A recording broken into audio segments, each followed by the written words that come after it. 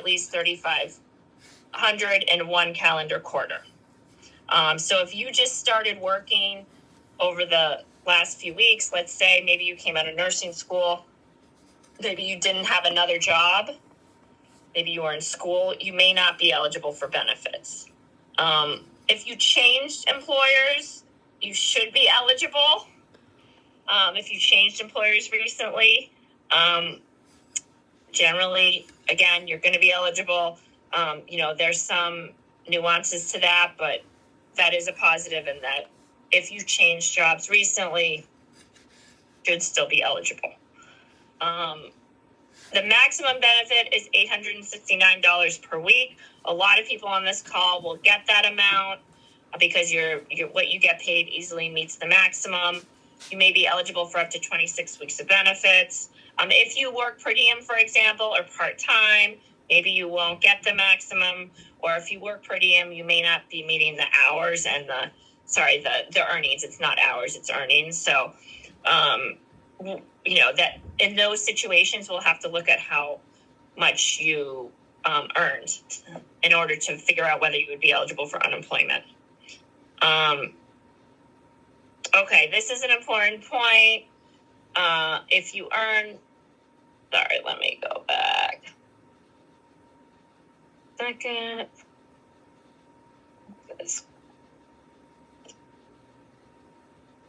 So if you earn more than $869 during any given week, no matter how many hours you worked, you will not receive benefits for that week. I already reviewed this a little bit. There is a broad definition of income, though. If you have a side gig, if you have rentals you're renting out, if you have another nursing job, even if it's in another state, it's going to qualify for income. So typically you do want to report that. I did confirm that investment income is not going to be considered earned income. So it's income that you earn by working. If you have a doubt, if you have a question, just report it. So essentially, so that's the basics with respect to the benefits. Okay, so now now we'll do questions and we can start our Q&A. We're going to try to answer everything we can. Please type it, and I believe there'll be a Q&A that will be starting soon, and you can type your questions, and then we'll have folks answering them, and then I can also, I'll also look at them and try to answer as much as I can just verbally. We'll try to answer the general questions. If you have questions about your individual case, please call New York State DOL Monday through Friday, 8 a.m. to 5 p.m. There's another office you can also try if you want. This office, the Claimant Advocate Office, is supposed to be helping advocate for folks with unemployment. So you can also try there.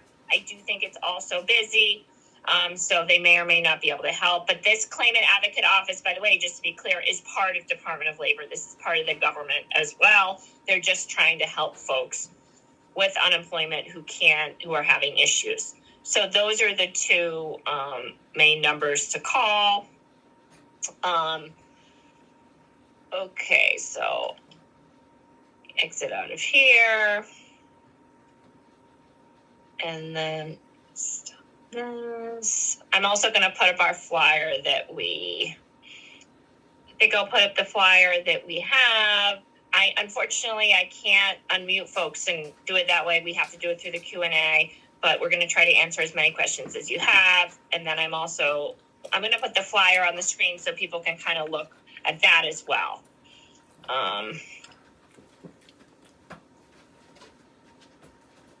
Okay, and this is being distributed in the facilities. It has gone out as well. So, okay, let's see what we have here. Okay. If you have I see folks someone saying they want to do a correction. I think, by the way, if you chose not employed, I believe that's accurate. If someone asked a question about that.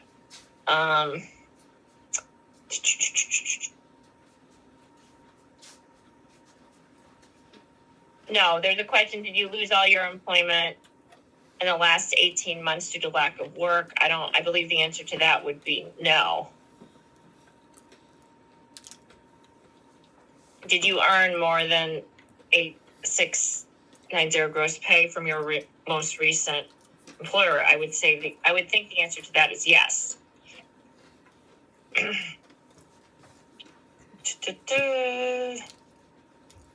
Can we put in the chat, because a few people are asking for Neisner's address and phone number, so maybe if we could put that in the chat. We have quite a few questions on that. Got it.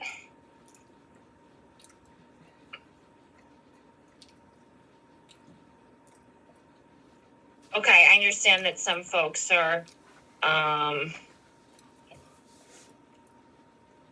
trying to figure out how much they earned. If you don't have the exact amount, try to do your best, the best you can. Some folks are looking at their bank accounts. I think that makes sense. And DOL does confirm this amount as well.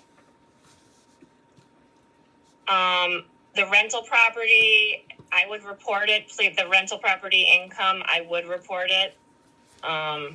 That's the guidance that I'm getting. Of course, you can, maybe it won't be. Maybe if it's totally passive, it won't count, but I would report it. I would err on the side of reporting. I want to say something else too. Please, if you have questions, whether you're eligible, we are encouraging everyone to file to make sure if we need these benefits, we will get them. So if you have questions, whether or not you're eligible, again, we do recommend filing just like workers' compensation. So let's see. There's some folks having trouble with the government ID. Look at the troubleshooting with respect to if you're having questions where they can't verify your identity. Look at that website with respect to troubleshooting, and there is also information on there where you can contact them and try to troubleshoot that as well. And then some questions about the timing. So we will only, I just want to be clear, I think this might be helpful. With respect to unemployment benefits, they will kick in if our strike ends after January 26th. If it ends prior to January 26th, we will not get benefits. With respect to the unemployment amount, it is, to my understanding, it's not taxed when you receive it. It is taxable, though, when you're filing your taxes at the end of the year, just to be clear. I don't know. I guess maybe there is an option to withhold taxes. I'm not sure of that, though. I don't know, Queen, if you know that. But to my knowledge, I did not see that there was an option to withhold taxes from it. I think you just get the full amount, and then you have to pay taxes when you're filing your taxes. There's a separate form that you can submit that will proactively withhold federal taxes. Understood. That's very helpful. Thanks, the person who raised that. Thanks, Queen. So then what you can do, that's your option whether you want taxes withhold or not. That's your personal decision. Some people are going to want it, some people are not.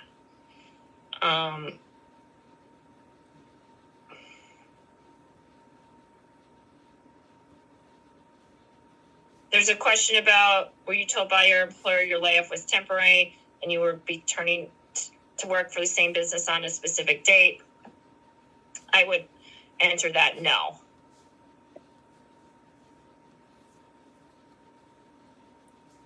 Yes, so when we're done, when we, as I understand it, when we go back to work, you can just stop recertifying, and then you will not get paid benefits.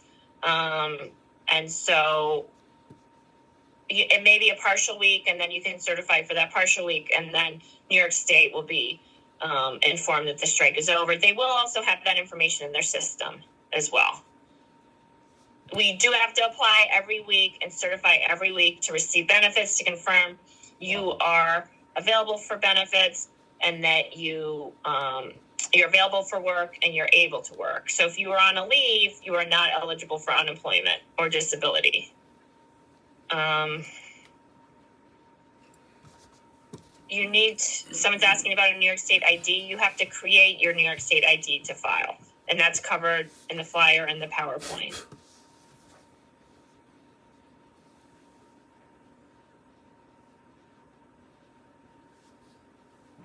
Yeah, so I see a lot of questions about the tenant. I would file, report it, and see how DOL handles it. It's possible they won't consider it if it's totally passive, and in other words, you're not doing any work on there. So I would give it a try and see what happens, but I would report it because we don't want, that is a gray area, and I did see a lot of items stating that rental income is required to be reported.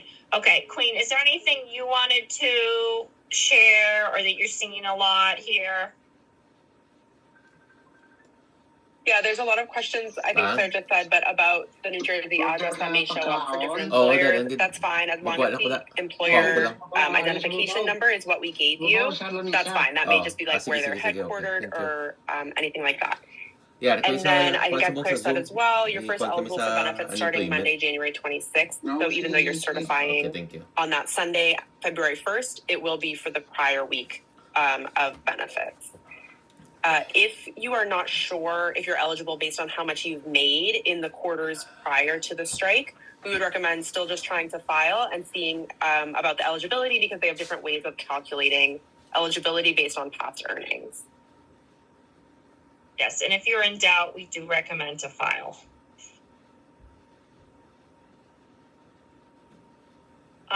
Folks have questions about vacations. As strikers, we're not going to have our scheduled vacations until we return to work. Claire, so there is a question. That's right. On new people that haven't been there that long, how long must you be employed before you're eligible for unemployment? If you could review that, please. Yes. So essentially, it is, you have to have worked at least 2 calendar quarters, which is about half a year. Again, it's a little bit complicated the way they do it, but that's sort of the big picture on it, and earned at least $3,500 in 1 calendar quarter. You can, though, if you switch jobs, your previous job should count. With respect to another state, they do recommend, let's say you worked in New Jersey first, they do recommend filing with New York State, reporting that, and then going through that process. There may be a few additional hiccups, but they do recommend going to New York State. Queen, I don't know if you have anything more to add on that, because I think you were looking at that too.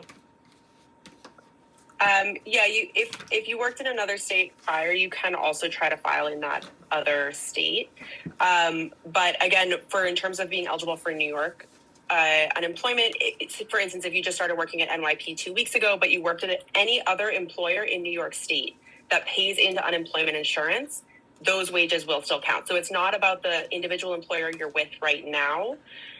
It's about the total past calendar quarters that they look at. And I want to be clear, we recommend you file in New York State because you are a striker in New York State. Those are the, we have pretty favorable rules with respect to strikers, and we do recommend you pursue that process in New York State. And with respect to the New Jersey work, there may be additional hiccups there, but we do recommend you file in New York State.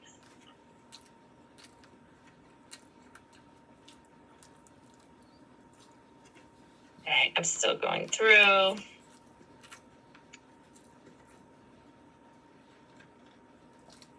Right, if you're not going to receive vacation pay, but as long as the strike is going on.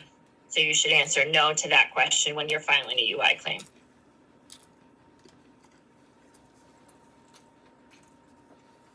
Okay, yeah, I do. Right, there was someone who worked in New Jersey. So, yeah, there are going to be some, there's going to be individual questions or individual situations that DOL can probably help work through, and we can also help facilitate these claims.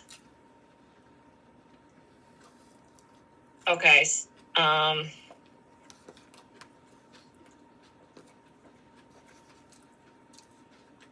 Someone saying it didn't ask for an EIN. It did have the records that I work, which was correct. I think that's fine. I think the EIN is a way to search for your employer. Yes, someone, one of the questions is how many hours did you work during the week beginning 1/19/2026? Yeah,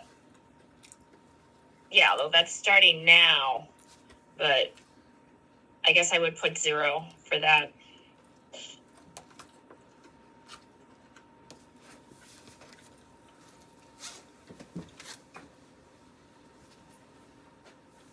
Claire, a few people are asking that there's a question about lack of work.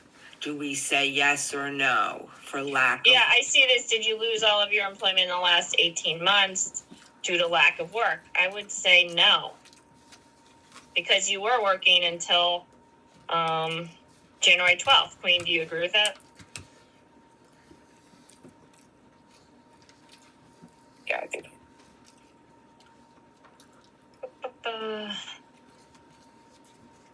Okay, the local number for the union and the address, and I think that is in the chat. And it's also on our website too, by the way, NYSNA.org.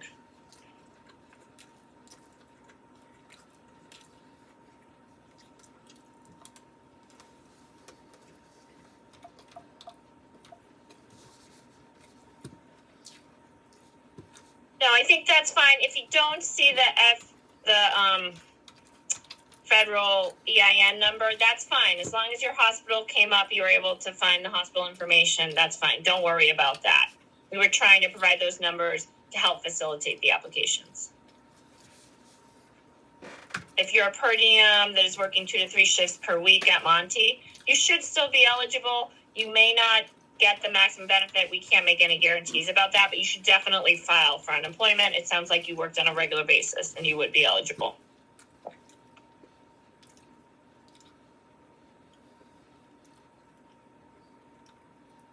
For employer's phone number, if I were you, I would probably you could put like HR if you have HR's number, or just try to find a general number on their website. They know, New York State knows that these claims are coming. These are very big employers, and they're going to be able to process them in a way to move them, which is a positive. But a lot of the, they're going to see similar claims, very, very similar claims. And so with respect to your employer, I think folks should be confident that, as long as the name is there, they'll be able to capture it.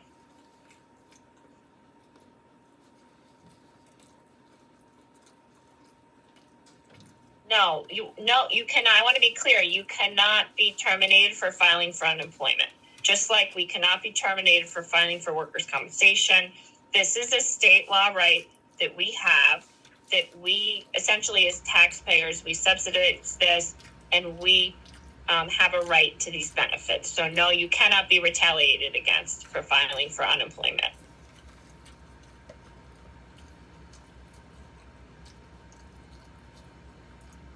Right, I see a lot of people are saying that the Mount Sinai Hospital address is New Jersey.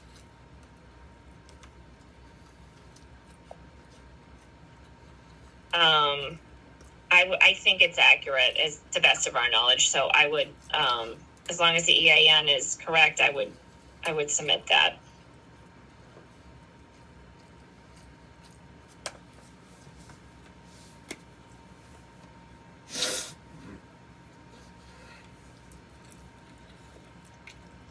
Yeah, from a rental property, I would report that income. It may impact your eligibility.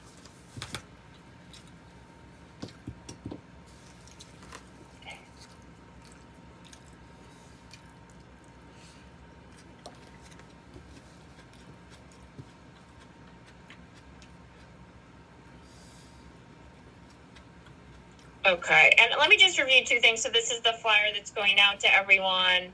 And And then this is also a flyer from Department of Labor, which does have information in terms of our benefits as strikers. So you also do have that, so please feel free to distribute that amongst your coworkers. Okay, I'm going to stop this. Let me see. Queen, anything else that's you see coming up a lot? There's a lot of questions about the NISNA address. So just so you guys know, it should be in the answered section. Just scroll down. I can try to put it in a few times, but if I'm dismissing your question, it's probably just because it's already answered in the answered section. And just one comment, I see folks asking, I've always had 2 jobs.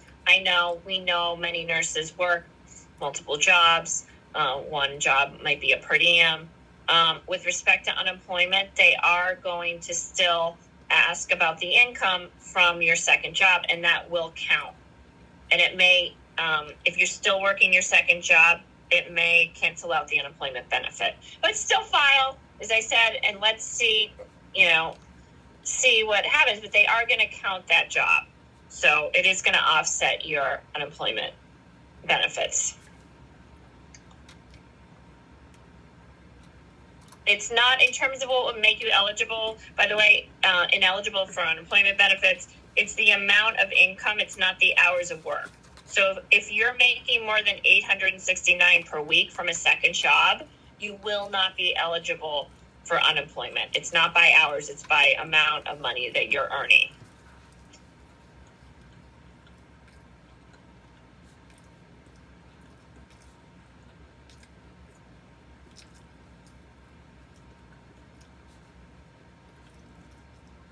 And we don't have a hiring hall. NISNA does not use a union hiring hall, so the answer to that question is no. So some folks are on leave and they're returning, or they're scheduled to go back a certain date. If you're on leave currently, you're going back to work. However, you're on strike at that point. The date that you would have gone back to work, let's say you're scheduled to go back to 1, you would add 8 days and then file 8 days after that for unemployment. So it's 8 days after you first start striking. If you're on leave, you didn't start to strike on January 12th, you're going to start to strike on the day you return.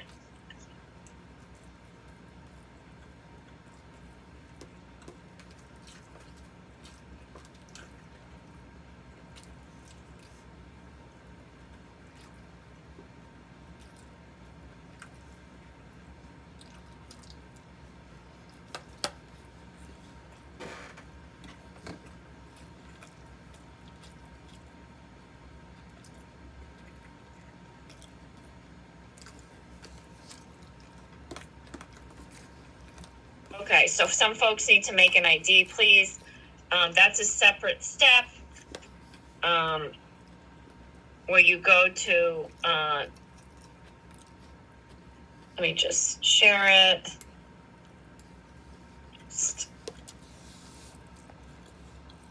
Okay. Okay, hold on.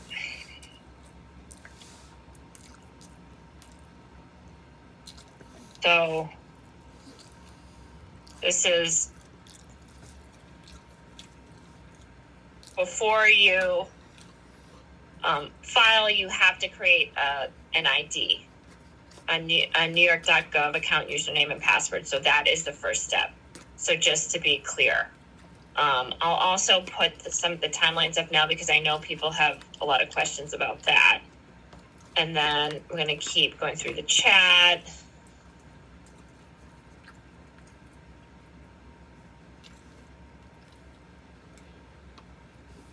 Yes, per diems who work in a New York hospital, 4 to 6 shifts per month. You can still apply. You do have to meet the income requirements, but it does not hurt to apply. And I think many per diems are going to meet the income requirements and are going to be eligible. It may not be the full benefits, but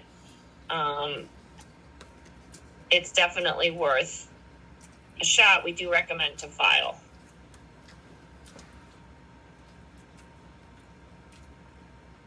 Okay. A 1099 side job. that's going to be counted and offset to the unemployment benefit. So you may not be eligible with a side job if you're making more than $869 per week and that side job. You can apply online today for benefits. You can apply today, and you can apply today through Saturday. There's a question in the past 18 months where you're an employee of an educational institution. I would say no to that. I don't know, Queen, what you think, but I would say no because I think it's more referring to schools. It's okay if you don't have an option to choose the EIN, as long as your employer comes up and you're able to search it up, that's fine. Yeah, the official start date of the strike was 1/12. Just to be clear. You do not start over as new employees when we go back to work.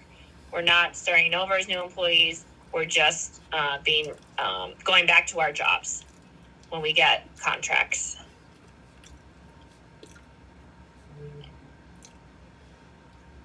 Again, the question about were you told that your layoff was temporary and that you would be returning to work for the same business on a specific date, I would say no.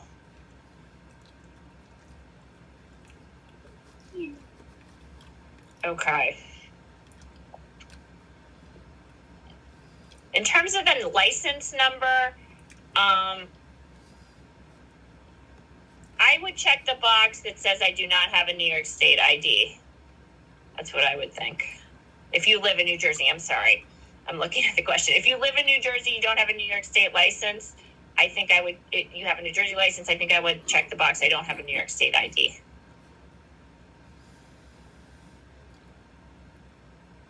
With respect to looking for a job requirement while still striking, you're not required to get a second job. You are required to look for a second job. So essentially that entails applying for jobs. And that meets that requirement. It is something required by federal law. So it's something that we have to check that box and we have to make our efforts to apply for jobs. You don't have to get a second job. You're just supposed to be looking.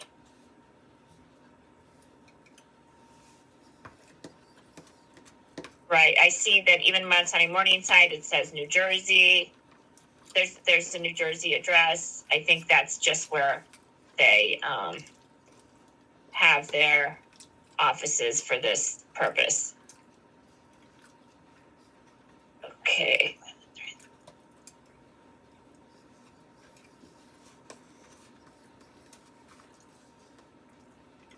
Right. There's a question about, did you lose employment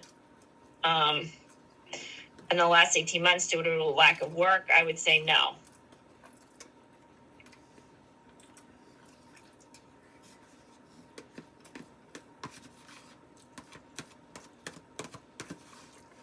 For your most recent employer, I would say that's your whatever hospital that you're working at that you're going on strike.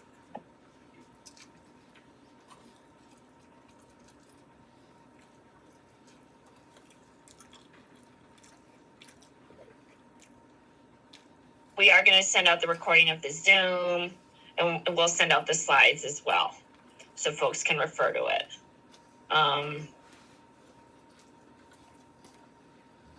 Claire, there continues to be a lot of questions about the $8,690 and what to say about that. Can you just repeat that and we'll clear as many of those as we can?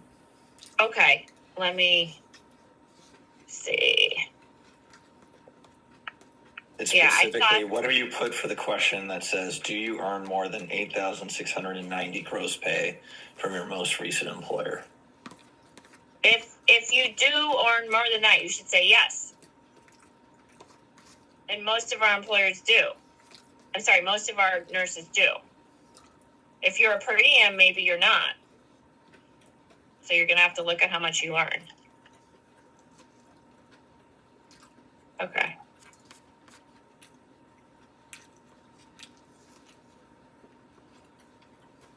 Okay, I'm still kind of going through if anyone sees other stuff that's coming up a lot. Let me see. I'm going to go to the end, actually, too.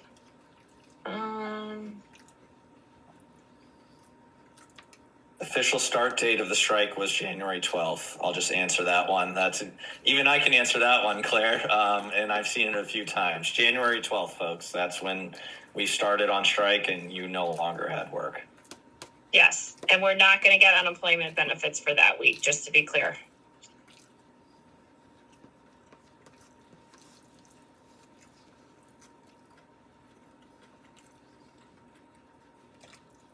Okay, if it's saying the online system isn't available until 7:30 a.m. tomorrow, it's fine. Just file it then at 7:30. Submit it, and your claim will be processed just like everyone else.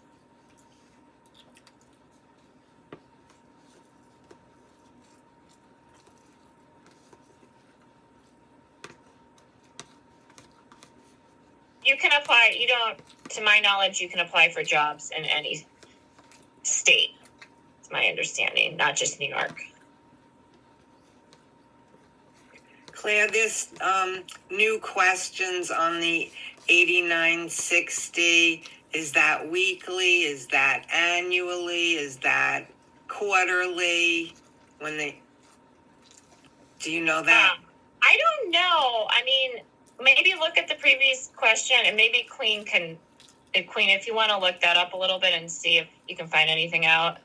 Is that let us know. Yeah, I don't know. Unfortunately, I was trying to get a copy of the application. I wasn't able to access it, but that may be something. We're also in touch with the New York State Department of Labor, and that may be something that I can get from them as well, sort of like the application itself and some more specific guidance as to exactly what is going to be asked. But Queen may be able to do some quick research as best we can.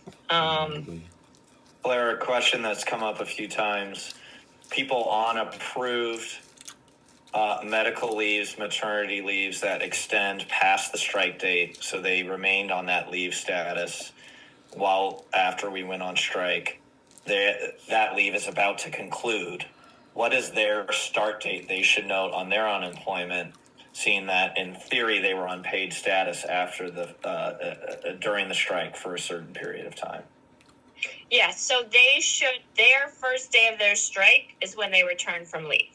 So that's the first day. So then let's say you return to work February 1st, you're going to be filing for unemployment. 8 days later, you're going to start the process, and you're going to have your 2-week waiting period too. So that's how it will work when you return from leave. You are going to have different time frames because of the different start time that you became a striker.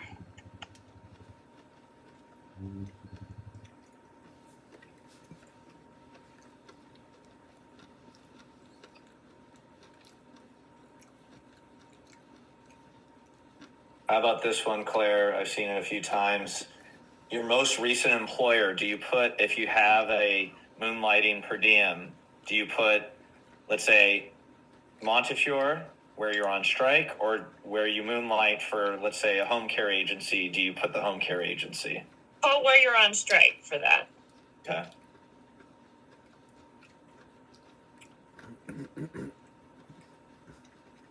Oh, yeah, I see this. Okay, so the 8690 comes up if you say, did you lose all of your employment? Okay, this is what it is, folks. I'm sorry. So let's go through it. The first question is, did you lose all your employment in the last 18 months due to lack of work? No, we did not. Next question. Did you earn more than 8690 gross pay from your most recent employer? That is the total gross pay, I understand that you've ever earned. So have I earned $8,600 total from Montefiore? Total. That's how I read that. So during the course of my career. So most people are going to say yes. If you started after that, if you started more recently, you may say no. So now I think that clarifies it. And Queen, I don't know if you were able to clarify anything else, but that's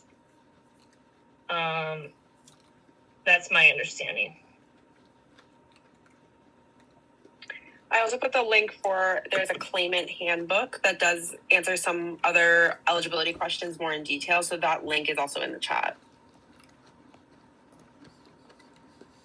Okay, so I'm also getting texts that the New Jersey addresses apparently are, it's like an unemployment insurance consulting firm. So it is the correct address. I know it's weird to have New Jersey, but to our understanding, it is what we understand right now.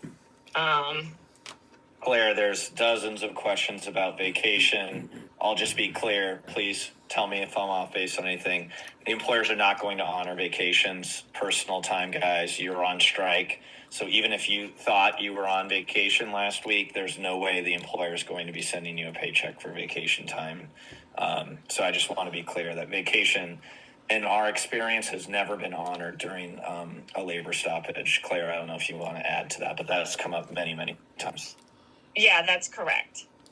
So if you're working, if you're on payroll, even if you think you had vacation, you're still going to be on the same timeline as everyone else because your vacation almost certainly will not be paid. The only people who have a different timeline overall are going to be folks who were on leave on January 12th and are returning. Those folks will have a different timeline.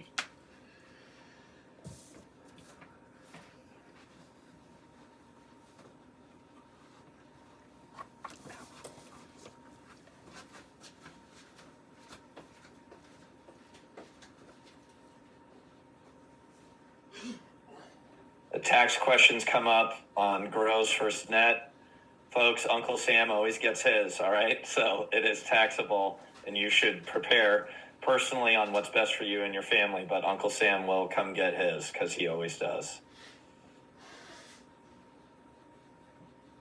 Okay, and then some folks are saying that with respect to the online system, typically it's going to be available starting at 7:30 a.m. So if you try to file tonight, you may have to file tomorrow at 7:30 a.m. or between 7:30 a.m. and 7:30 p.m.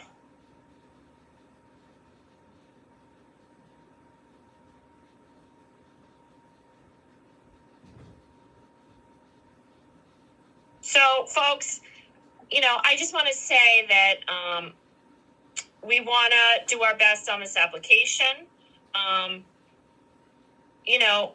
Don't be too concerned if you think you answered something quote unquote wrong. I want to say DOL really is looking at all these claims and is trying to process them together. So I think if you submitted it and you answered the questions in good faith, that's a positive. And again, DOL will be looking at all of these. They do have your income information as well. So I think while we want to do our best, that's why we're doing these webinars to try to help folks. If there's something that you believe, quote unquote, was incorrect, you can always call. You can call if you're concerned. So that's certainly an option. I do think for example, the folks who filed early, DOL is going to deal with that and try to, and still handle those claims, even if folks filed early. So not everything is something that we need to be concerned about with respect to the application. Claire, I got one more. Somebody worked the night shift and came off of work at 7 a.m. on the 12th.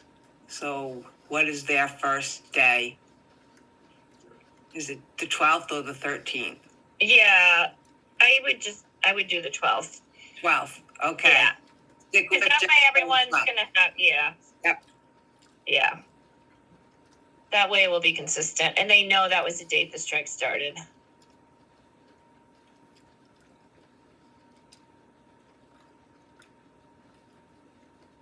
Queen, are you seeing something that any other items that come up a lot? I know Queen also answered questions. So just another thing, if there are, you can look in the answered questions. They should be posted. So you can also see some of the answers there. 801, I'm going to give it another few minutes to make sure we're covering. Claire, there's some Yeah. confusion. I'm getting texts from Monty folks that Monty has put out some conflicting information that they would honor certain pre-scheduled leaves. So why don't we get some more information on that and we can send that out via the reps. I'm getting some texts from folks that Monty said they might honor some of the pre-scheduled time off requests, including vacations, which would be Understood. very rare, but let's triple check that. Okay, understood. Okay, let's see.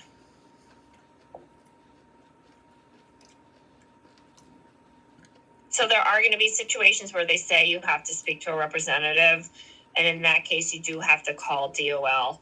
And it's recommended to call them as early as you can in the day when they open, to try to speak to them. Again, there may be high call volume tomorrow because it's a holiday today, so you may have to wait till the next day. So just bear that in mind.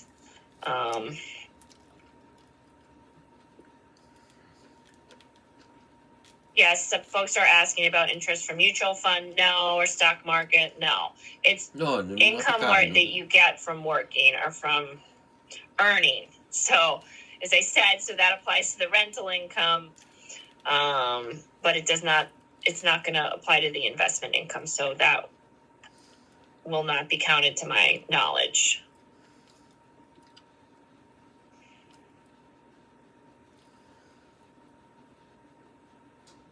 So essentially what happens, someone's saying they made money last year. You're going to be, as I understand it, you will be reporting the money that you make when you certify. So that will be on Sunday, February 1st, or shortly thereafter that. That's the first time that you report. And what you're reporting on is how the income you made for that week. This isn't like taxes, as I understand it, where you're reporting on every income you made last year. You're reporting on whether you made other income the week that you're claiming unemployment benefits. Because the idea is that you shouldn't be getting, right or wrong, and I know some people have second jobs that they work each and every day, and I understand that, but the way that it's set up is they don't give unemployment benefits if you're making more than $869 that specific week that you're certifying. So thankfully, we don't have to go back the whole year and look at that.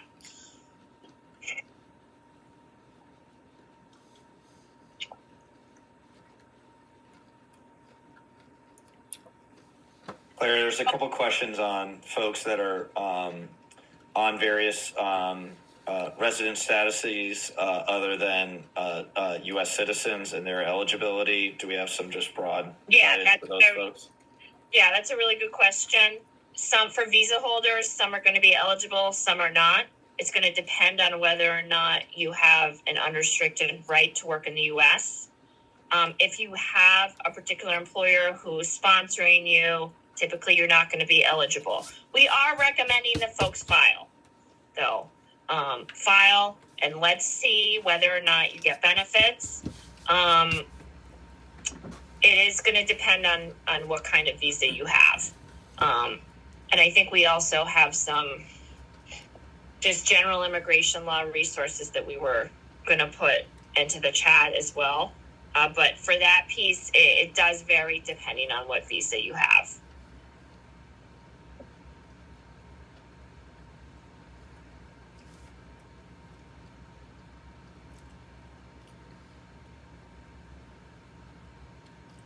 No, when you certify, which again should be February 2nd or close to that date, you are only certifying regarding income that you earned for the previous week. Not even if you got a paycheck late or whatever, you're only talking about income that you worked that previous week. Claire, I've seen a few questions about lockouts, and can we just guide folks on whether we are on strike or whether we're locked out? And yes. Does that relate to their claim in any way on what to say? Yes. To clarify, on January 12th, we did go on strike. So we are considered to be strikers. Of course, folks can, and as I understand it, that's a decision that New York DOL, that's a finding that they will make. Of course, if folks wanna, you have a right to put what you want to put, but with respect to New York DOL, we are very confident that they will certainly label this job action a strike. We did give a 10-day notice.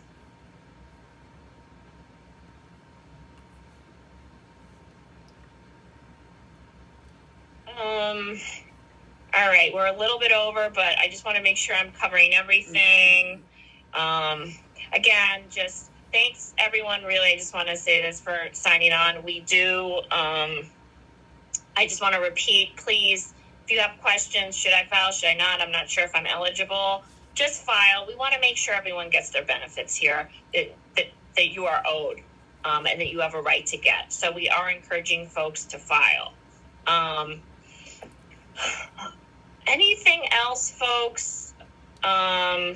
Queen, that you think I should cover or repeat? Yeah, just to reiterate, we are going to send out the recording for this, as well as those flyers that Claire had mentioned. I'm putting the employer numbers back into the chat again. If it didn't ask you for an employer number because you put in, the address of NYP or some other information that it was able to locate your employer, that's fine. It might not ask you on every questionnaire, that's fine, but these are just there for folks who are getting that question on their application. Yeah, it's basically just a way to look up your employer. Right, and people are asking again if you answer the questions wrong. I think what we want to do for now is if you've got your application in, that's a positive. And again, DOL is aware that there's going to be many nurses filing for unemployment. So they have that in their system. They are capturing people who filed earlier. There may be folks who do need to go back and make corrections, of course.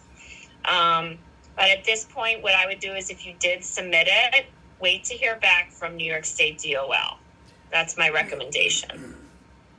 You can also call. You can call them and try to ask, but the call volume is going to be high, so I just want folks to know that.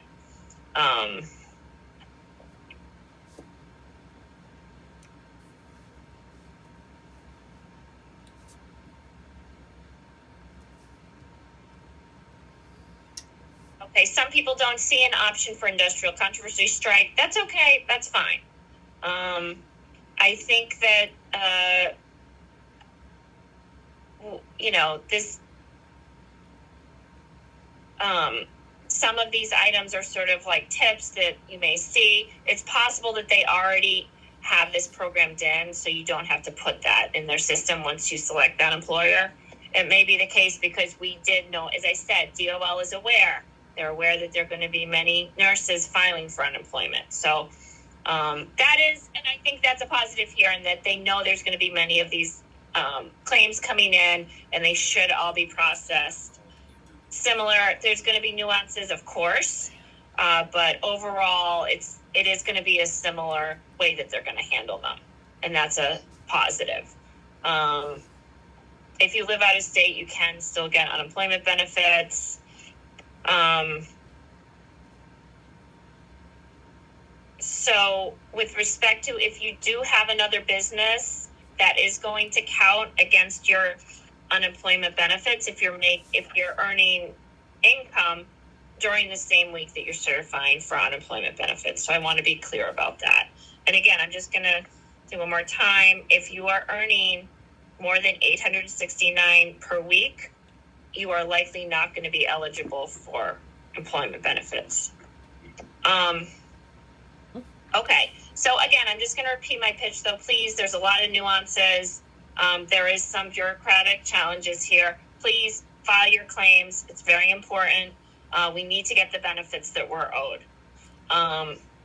Anything else that I need to cover from anyone? Claire and or Nancy, there's some questions on impact on folks' pension if they're considering retiring later this year. Just maybe some pension tidbits for those folks that are thinking about their hours of work, right? That's more the issue than receiving an unemployment benefit, right, Nancy?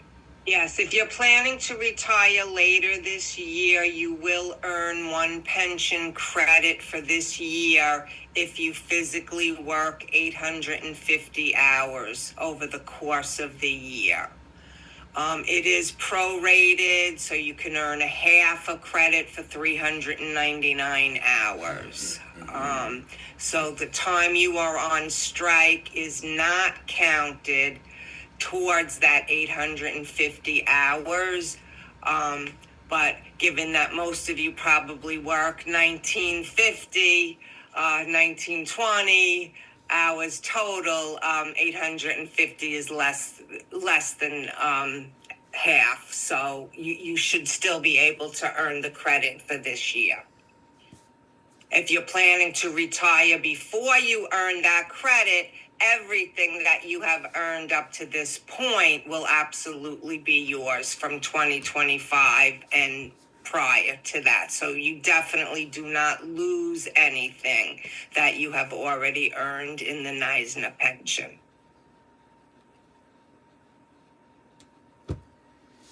Okay, all right, it's 8:12. We did go a little bit over. Thanks everyone for signing on. Really appreciate it. Really appreciate all the questions. We are going to be able to work through this process. We'll continue to provide information. Please lean on your coworkers. Nurses learn best from each other, and you guys always help each other out and get through things. So that's what we're going to do here as well with our unemployment benefits, and we're going to get what we're owed. Yep. And remember, we're here to support you however we can in the unemployment process, in any issues you have relating to the strike. We are here to support you. We have your backs. You're not alone. We are here for you, everybody. So I hope you found tonight informative. And we will say good night now. Okay, thanks, everybody. Good night. Good night. Thanks, everyone. Good night. Good night, baby. Now, we can finish it.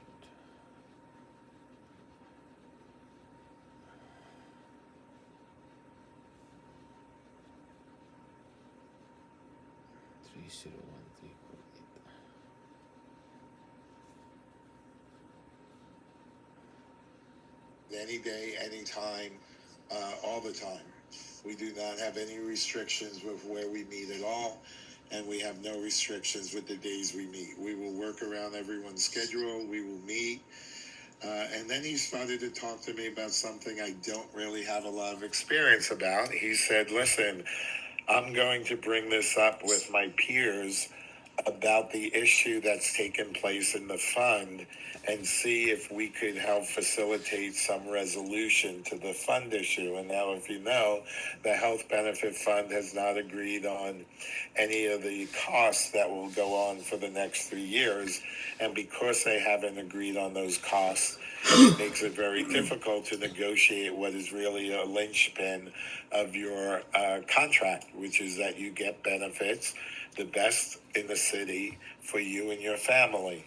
So without those costs, it kind of, it's a big hurdle for us to make movement at the table.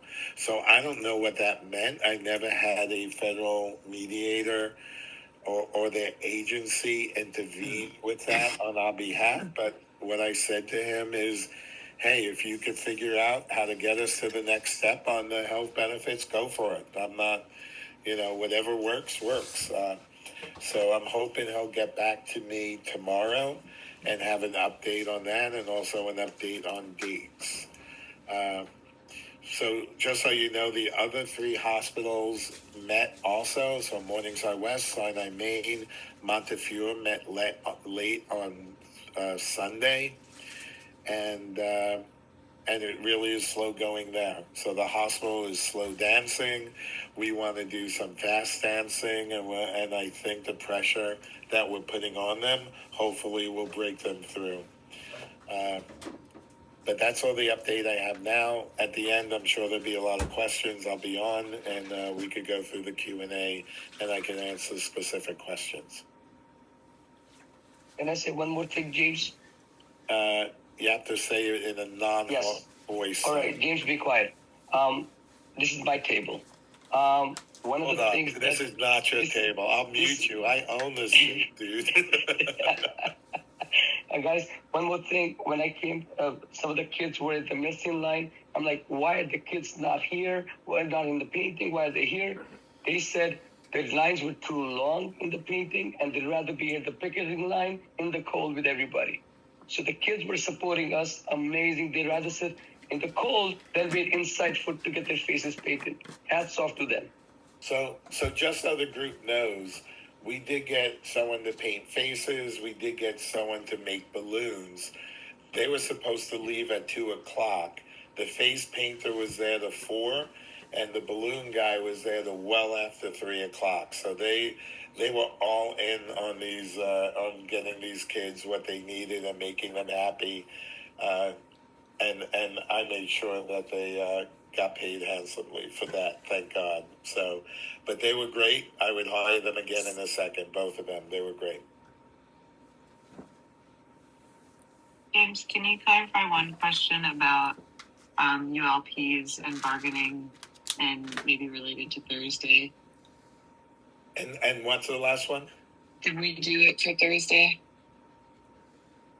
Did we confirm Thursday? No, did we file a charge for last week? We did not at this point, and I think probably because I haven't been able to sit down with Claire and explain everything to her between all the weekends and the police having to arrange it with police. We did CEO visits on the weekend. I don't know if you want to update the group. It ended up going very well. I think everyone who attended thought it was a great action. So I'm in the office tomorrow with you guys, and I'll sit her down to do that. So a ULP is unfair labor practice. There are laws about negotiations where both sides have to give information back and forth. They have to meet on a regular basis, and they have to bargain fairly. Now, you could argue that the boss, what they did the last time on Thursday, you could probably skatering on the edge about whether this is fair bargaining and whether they're what they call under the law bargaining in good faith, which means that both parties should bargain with the intent to get a contract. I'm not sure the hospital is doing that at this point.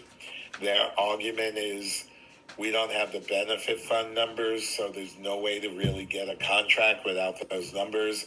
I don't know how accurate it is, but I'll talk to the attorney, and I think the next time we talk, I'll have an update on that. But an unfair labor practice just means both parties have to bargain in good faith. So when we say we're coming to the table anytime, any date, that is good faith, right? We want to get a contract. We're flexible. If they deny coming to the table, that's probably another charge where we could bring up that they're not bargaining in good faith. So I hope that answers the question. And next time I'll have an update about the attorney, about the events that took place last week. Thank you so much. Thank you. All right. So now, Rihanna, could you run through our calendar for this week? Hi, guys. If you hear honking or beeping, it's because I'm driving at the same time. So today was Family Day, as we all know. Like we all said, it was a successful day for us. Tomorrow, we have a big speak out at Sinai West. Can we do a drum roll for our speakers? I don't think we can. I can't do it on my end. I'm sorry, I'm driving. But drum roll, we have Zeron Manzani and Bernie Sanders coming tomorrow to Sinai West to speak out. So if anybody wants to come, I believe the bus is leaving at 9 a.m., right? I think so. So that's a big event for Tuesday. Wednesday, we're going to have a vigil at Choney. That's for most of the family members to speak out about what's going on inside and how much they miss us because, the scabs can't do what we do, of course. Thursday, we're going to have Zumba at Millstein. We don't know a time yet. And Alan will have a big surprise. I won't say what the surprise is, but they're going to have a big surprise sometime at 12:30. So Alan, look out, and Millstein, look out for the time. Is it better than Zumba? I don't Much know better. if it's going to be better than Zumba. Oh, it's gonna be much better than Zumba. It depends if you like to dance. This doesn't involve a lot of dancing, but I'll give you a hint. It involves a lot of flowers. I know what it is. I know what it is. Please do not tell anybody. It's gonna be amazing. I know what it is too. It's gonna be amazing. It's tomorrow. No, this is for Thursday. So Thursday again, Millstein. You'll have Zoom. We don't have a time yet. And while that's happening at Millstein, there's another big event happening at the Allen. That will take place at 12:30. So if anybody wants to go to the Allen to see what's going on, you can. But you'll eventually see the videos. And it's the same at Millstein. Make sure that there's an event happening on the calendar again. Today was Family Day at Millstein and Choney at CB12. Tomorrow, Tuesday, Sinai West. You have Zoran Mandani and Bernie Sanders coming to speak. Wednesday evening between 5 and 7, we have the vigil happening at Choney for the family members. And I think most of them are mothers, I believe, that are coming from Choney. But we have a few family members from other places that want to speak out as well. And then Thursday is the Allen and Millstein event.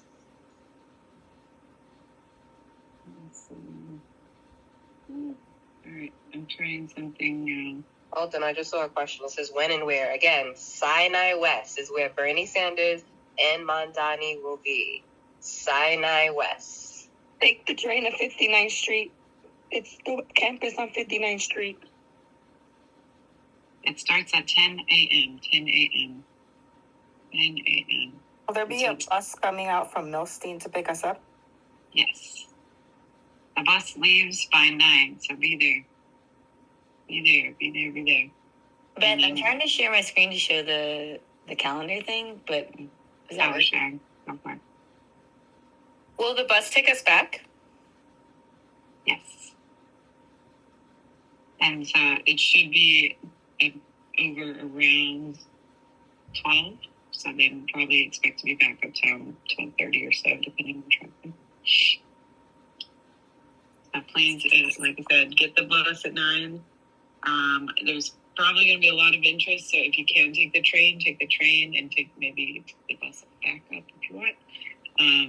Again, it's right by Columbus Circle. All of those trains are there.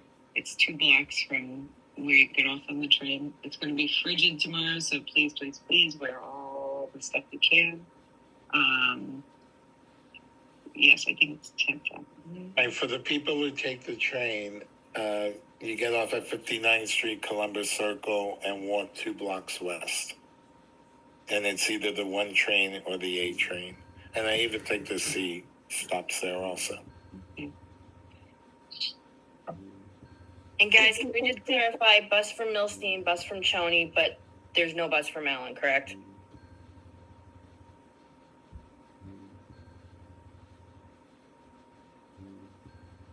So you know that logistics portion, I think we're still working it out. We were told there's a bus leaving from Allen. There is Yes. a bus leaving from Allen. There is. And it's coming to pick people up at Choney. If it's not full up.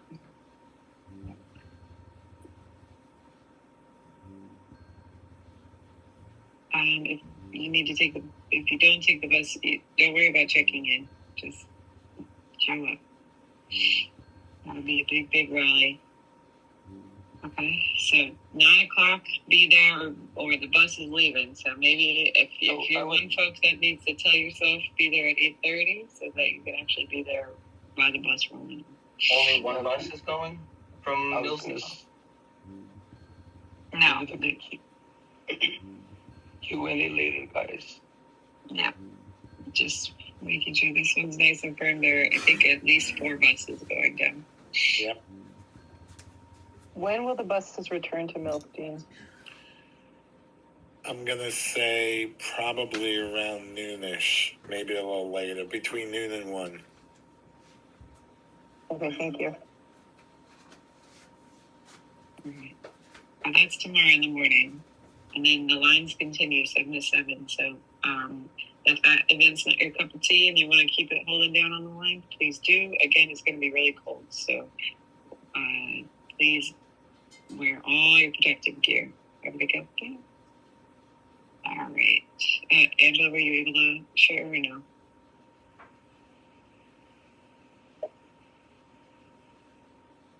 Sorry, I wasn't able to screen share, but I just added you to that Canva, so it should be in your email. Okay. My bad. I also forgot on the calendar for we had Family Day at NYP, but they also had at Morningside Reverend Al Sharpton. Totally forgot about that till now. I don't know if anybody went, if they want to speak about it. And it was great. There was I saw some pictures. So it was on 114th. That's where Morningside is. And there were so many people, it's extended to 113th. So it was a well-attended event. You have your screen, Angela. It's being shared. That's mine. Oh, that's yours. Yeah. I'm sorry for folks. Seeing what's up. Okay, I wanted to start with this one, which is the Q&A that hopefully folks just got off this call and got most of their questions answered, but feel free to screenshot this. This has a lot of good step-by-step on unemployment. If you haven't done it yet, please do it tonight. Today is the day to file. So please screenshot this. I'm going to give it another minute, and then I'm going to scroll down to the second part so you can screenshot it. Just to jump in, we also have all week to file. I've not done it today. It's okay. I think we actually crashed this. It might be down all week. So this is about unemployment. The timeline is we are not eligible yet. Like we can put our application in and they can start working on it or whatever they want to do, but we are not actually eligible until next week. I'm going to stress you all out also and show you my calendar. Sorry for this. So we are not eligible until the 26th to actually start earning benefits. So if you look, then we will have to certify that week that we are not working, and then the next week we will certify we're not working. And from the February 2nd, then we won't get a check until the next week. If the state works well and things aren't all messed up. So we may not get an unemployment check until the week of February 8th. So I just want to mark that. I know this week we're supposed to get our paycheck if things work normally. And we would get the half paycheck because we've been on strike for half of the pay period. And then 2 weeks from then, when we would expect a paycheck, that will be when people will be like, okay, we actually missed something now. And then the next week would be when unemployment goes in. I say all that just to say this is what we need to be prepared for.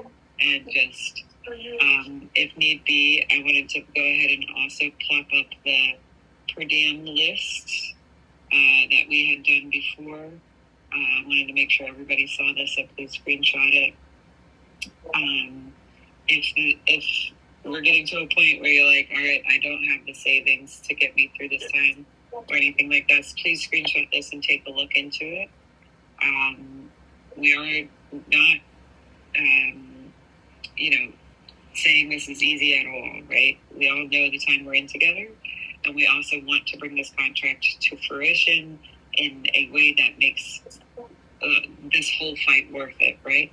So just making sure people know the resources they do have. I wanted to then say this was the flyer that we put out while we were doing the house calls this weekend.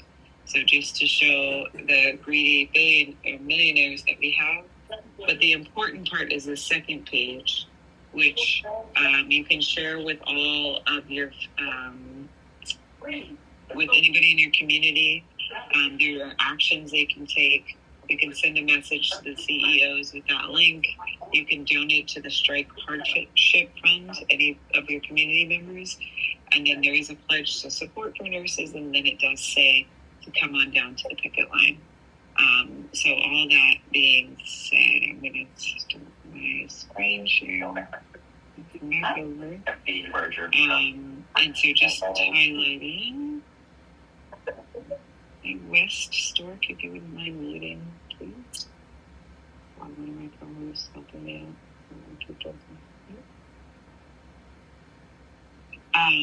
Okay, sorry, I'm bouncing between three things, trying to make sure I cover everything.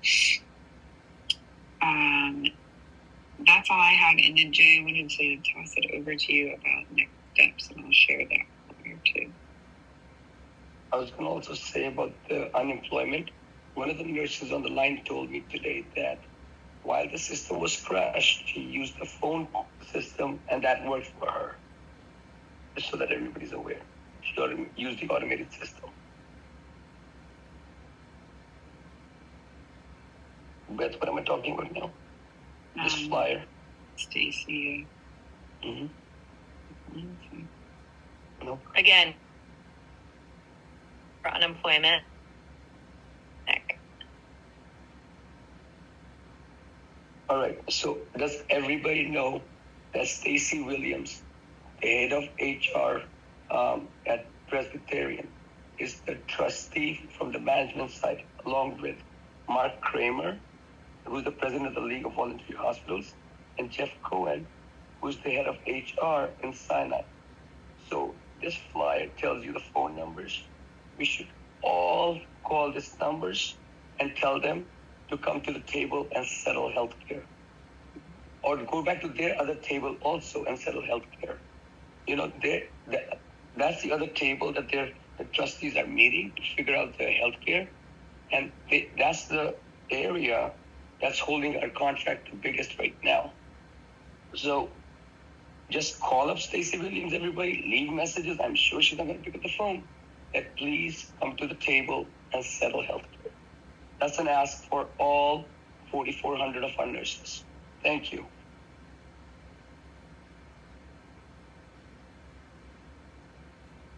I'm sure we'll email that around and everything. We're trying each and every way to escalate actions, and everyone can participate in something, right? We have folks that can come to the line every day, dusk till dawn, or the other way around. We have other folks that can do their shifts, and we have some people that, maybe the actions that they're able to do from calling, emailing, sharing with their communities is more what they are able to do. So please share that around. These are actions that all do go to the right, do push our case forward. I do want to say, I think we talked about the executive order 2 days ago from Kathy Hochul, that I do believe we applied pressure on her. She thought she could just do an executive order and we wouldn't say anything. But I do know massive amounts of nurses called her, emailed her, asked their communities to do the same, and something did adjust. So, any small action we can take does build up over time. We're obviously doing the biggest action, which is withholding our labor on strike, but we need to attack this problem at every juncture. All right, let me make sure there was nothing further. Committee, feel free.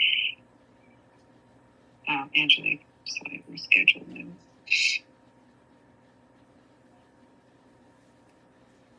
Okay.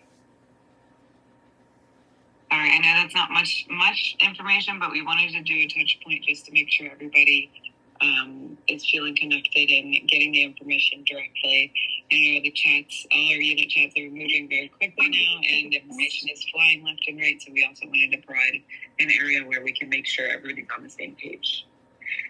All right, with that, I think that covered everything, so correct me if I'm wrong. I'm going to open up to anybody with questions. So Taylor, I see you first. Hi, I don't have a rant tonight, guys, I promise. I do have a question for James, though. When you're talking about so I actually have two questions. My first question is, are there people on, please mute yourself. Oh my God, it's been 3 weeks of this. How do we not know how to mute ourselves? Marianne, please mute yourself. Thank you. It's been 3 weeks of this. So my first question for you, James, is for the numbers. I know you said the Board of Trustees is made up of both people on hospital side and some people on NISNA side. So do both of these people, or both of these sides know these numbers and they are just not shared? That's my first question. So let me backtrack and say, this is set up as a Taft-Hartley fund. So a Taft-Hartley fund means it's jointly run by the union and management. So there is union trustees on one side, Jeff Cohen from Mount Sinai, Stacy Williams from your hospital, and there is, that's management trustees, sorry, and there's union trustees on our side. The way their bylaws read, if they can't get to an agreement, they go to an arbitrator who will break that deadlock. So it's not a vote of all the trustees, and if there's 6 of them or 7, that's whoever gets 4 will win. Each side gets 1 vote, and if it's not a 2-0 or a 0-2, if it's not unanimous, it goes to an arbitrator to decide. So that's the first thing. We have been told that there are no numbers to be shared. And honestly, I can't imagine that. I can't fathom that. We're 5 months into negotiations. What I do think is going on is that both sides may have done, there's not an agreed number, that both parties probably had their own accountants, or they're called actuaries, look at the fund and project numbers, and both of them have different numbers, vastly different, and there's no agreement on those numbers. But if they should meet to discuss whose number is correct and they don't get to an agreement, then that will go to an arbitrator who will decide what the outcome is of this disagreement. And the union's fear is the arbitrator will automatically put in some cuts to your benefits. So I know that's complicated. If you're asking me if there's numbers, I don't think there's agreed upon numbers, but it's hard for me to imagine there's no numbers. I personally have not seen numbers. So. Okay, and then my second question is then, so for the mediator's role, how does that play into, is the mediator trying to intervene and get movement prior to that going to an arbitrator, or how is that going to work? So we have had a couple of mediators get involved. So we have this guy, Scott Summer, who works for the state of New York, and Hochul sent him here to try to assist the trustees to come to an agreement. And we had Marty Scheiman, my understanding, so this is just what I'm hearing. We had Marty Scheiman, who is considered probably one of the best known mediators in the U.S.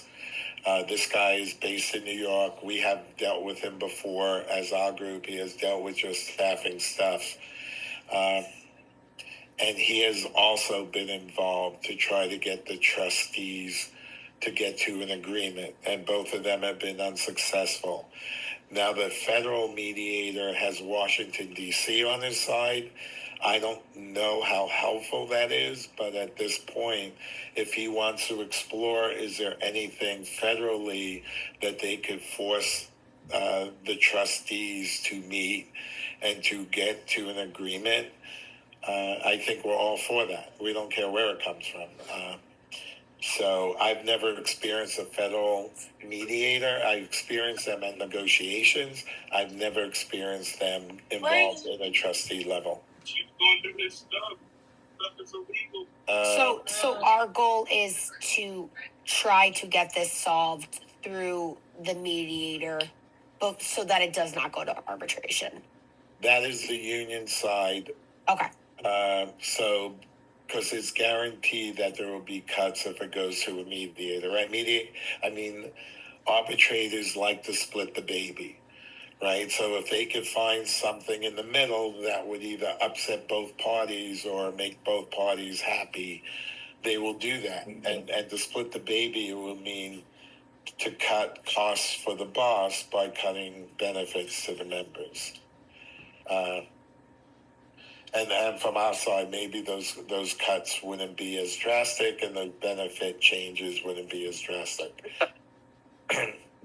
But that's a crapshoot. We have gone, and I think Beth and Jay will tell you, we have gone to arbitrations, thought we put on a great case, and got an L on the case because arbitrators are very unpredictable, just like judges, right? So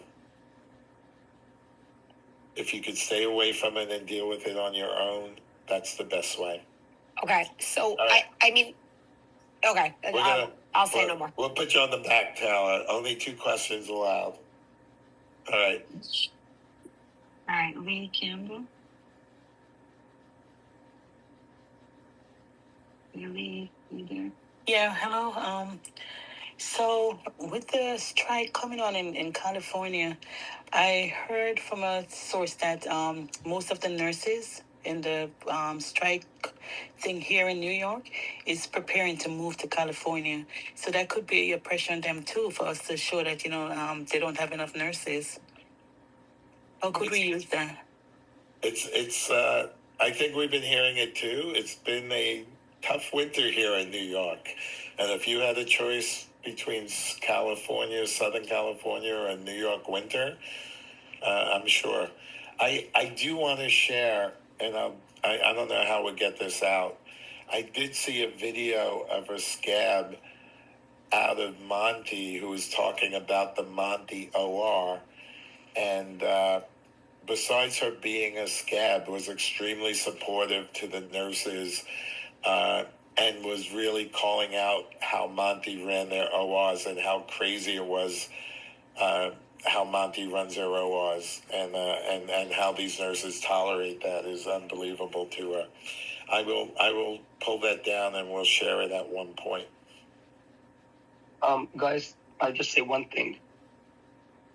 NYP has a lot of money. We cannot rely on outside sources, outside resources, outside people affecting our contract. I understand we're all nervous. I understand we're all anxious, and we want any edge, and we will take that edge because this will give us an edge. You're 100% right. But again, this is our fight. We're going to continue fighting until we get what we need. Just remember that part. I spoke to or texted the executive committee vice president from the Cali Union, and they're in process. They're waiting for the lawyer from management to give them dates. Just so that you all know, we are talking to them. We are using all our connections and just, going from that route. But again, our power is without numbers, and hopefully we'll increase the 15,000 to 46,000 by adding the 31,000 from California. East Coast and West Coast will be uniting. That'll be great. Again, the fight continues until we what we get. Thank you. Thanks, sir. Thanks, Lee. Right, same name from Tin Tower. Hi, my question's just about if you know if NYP is still going to pay off our holiday and personal time from last year. I personally do not know. This should be the check. No, usually it's in the last check of January. So if it's not in this check, hopefully in the next check. Whenever it is. Sorry, Sydney, I know that's not a good answer. But things that should be a definite or not definite with NYP in the situation, like parking and like cutting off medical insurance for people on leave. So I wish we had a definite answer for you. Just to clear, JS, this is the last check. So for January. So you got to look at this last check, and it's only personal days or vacation isn't paid out unless you use vacation. If you didn't use your vacation, it rolls over. But if you had vacation that you used, yes, look for it in this check. And if you had personal you didn't use. What about holidays? Yes, holiday too. I don't think we know. They may not. We really don't know what they're gonna do with that. All right, Laura. Birthday, Laura. Yeah, I just sorry, Laura. Sorry, I should say Which Laura? Sorry. Laura Alvarez. Okay. Sorry, Laura McKinnon. Hi. I think it's like so detrimental that they have the same people negotiating our health care that are negotiating our contract. And why do they have this timeline of the same expiration for both? It's one is like holding up the other one. Isn't it a conflict of interest? I just doesn't. I don't know how it makes sense. That's my point, my question. I don't know if I know you can't answer that. It's just so stupid, I think. And then just to let you know, my son's in 1199, and they got an email saying that they're watching our contract negotiations, and they're very nervous about the upcoming negotiations. And telling them to start. If you need a day off, then you can do it. Sorry. And they're telling them to start saving money because they see what's going on with us, and they're nervous about their upcoming contract negotiations as well. Thanks, Laura. Yeah, I was, talking to folks today about how this. Can you please mute yourself? Oh my gosh. Thanks, Teresa. How this fight is bigger than ever, than ever before. This isn't just a contract now. This is a, city, state, USA issue now that's fighting the larger powers that are trying to squash unions and squash workers. So, and then on the healthcare front, yeah, same perspective as you. I don't know why they're lined up. And the other folks on the healthcare trustees, there are some that aren't in bargaining. So there are other people we could target as well. It's on their website, so everybody can find it on rnbenefits.org. I know the Northwell guys there, and then there's some consultants and I think somebody else on there. So maybe further people that we can escalate. I think if Stacey Williams was interested in moving our contract along, she would have worked on moving that along also. I think that gives me negative vibes. Okay. Thanks, Lauren. All right, Debbie, 7 Hudson North. Hi, can you hear me? Well, I have a question, but before that, I want to give a big shout out to DJ Mila. I don't know how she does it. I mean, I was watching her all day today, and I don't know if her hands or fingers, what does she use? Because she did not wear gloves. And we really appreciate the work that you've been doing. And happy birthday. I know tomorrow's your birthday, so I just want to say happy birthday to you. Also, I want to shout out to all the nurses that went for the field trip to see the CEOs also. That take a lot of courage. So my question is, when we do get a contract, I know that we've been asking for safe staffing and all. How do we hold management accountable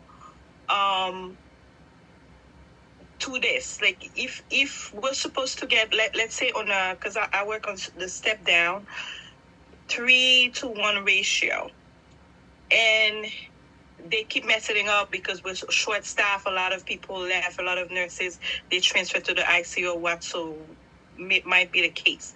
And we keep getting 3 or 4 patients all the time, and we're very short. So we're still going to have the same problem in the future. That's what I foresee. So how do we, isn't that breaking the contract, and how do we make them accountable for that? Shouldn't we push also for this to be, to turn into a law Like, shouldn't we advocate in Albany and see if we can make that into a law so they know that they shouldn't mess this up and always hire wherever there's like a need, so they can still have enough nurses. That's my question. Let me ask Debbie, my question. Oh, go, Jay. Sorry, no, go ahead, man. Go ahead. Why don't you talk? The key of our staffing is that it's linked to staffing enforcement as well. So yes, exactly what you said. And that we can't just agree to these things on paper.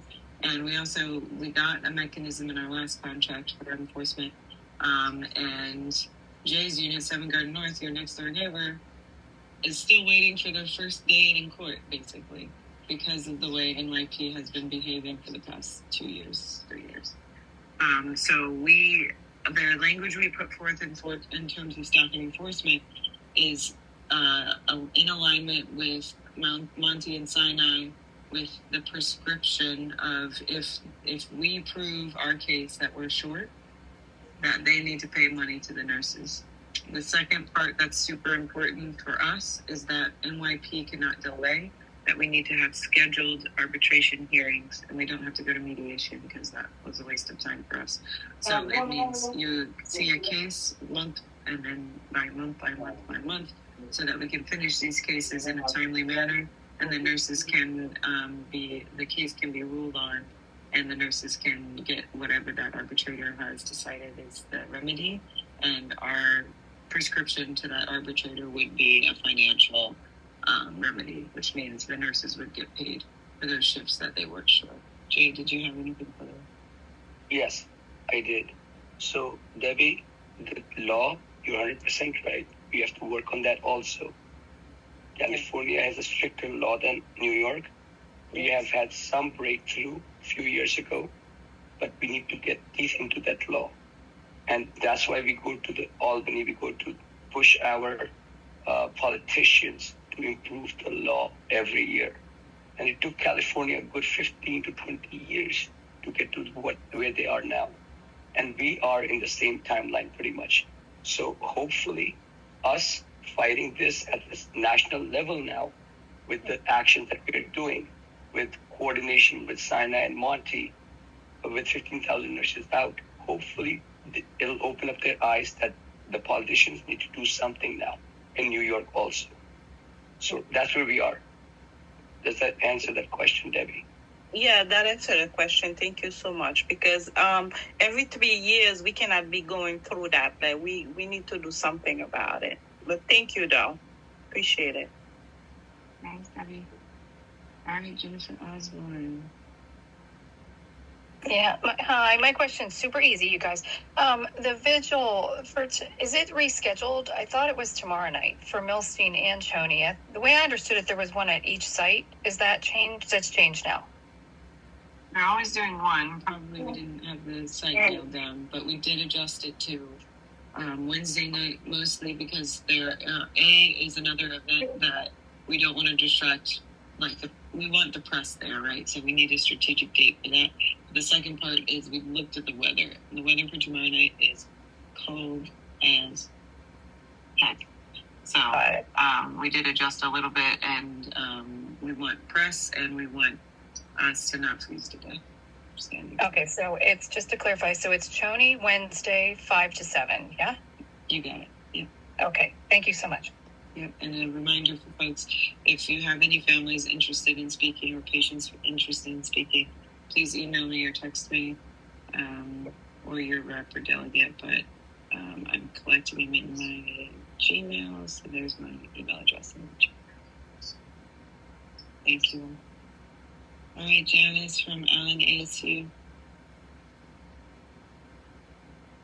Hi, just a quick question. Isn't it a conflict of interest to have Stacey Williams on both the negotiating committee and the committee for the benefits? Can you hear me? Yeah, we can. There is not. Jeff Cohen is the Sinai one. So the two bigger hospitals in the fund, which are both Mount Sinai and Presbyterian, would want their I guess our HR people as part of the fund. I do have to tell you, though, that I can't speak for the Sinai part, but I think my gut tells me that at least in the NYP part, this is more control from people. Even though she's the face of it, it's very clear that the hospital attorney is getting directions from someone else too. And whether that's your new CEO, your outgoing CEO, the woman he's married to, who used to be your chief legal officer for 15 years and is now a legal consultant to the hospital, I would say in the next few meetings, these are the people who we need to be focusing on and harassing. Your CEO, the attorney, the attorney's wife, and whoever else falls on our hit list. I'm going to say that people on that do not have the authority to make decisions that's not approved by their attorneys and their CEOs. Not saying that I'm sticking up for her, because I want you to lambaste her and leave her messages and send her emails and harass her. That's great. And we have to think of more people to harass. Because if we're outside, they should be uncomfortable inside. Thank you. All right, we can. You can. Yeah, no problem. So I just wanted to circle back to something that Taylor had brought up earlier with James and the arbitration. And, is there any concern that we're being stonewalled long enough so that we're going to be forced to go to arbitration? And, is that is there a specific timeline on that if it were to happen? I guess I'm just worried that if we're forced to go to arbitration, we're gonna lose out, right? And so at least that's what it sounds like. So can you provide some clarity on that?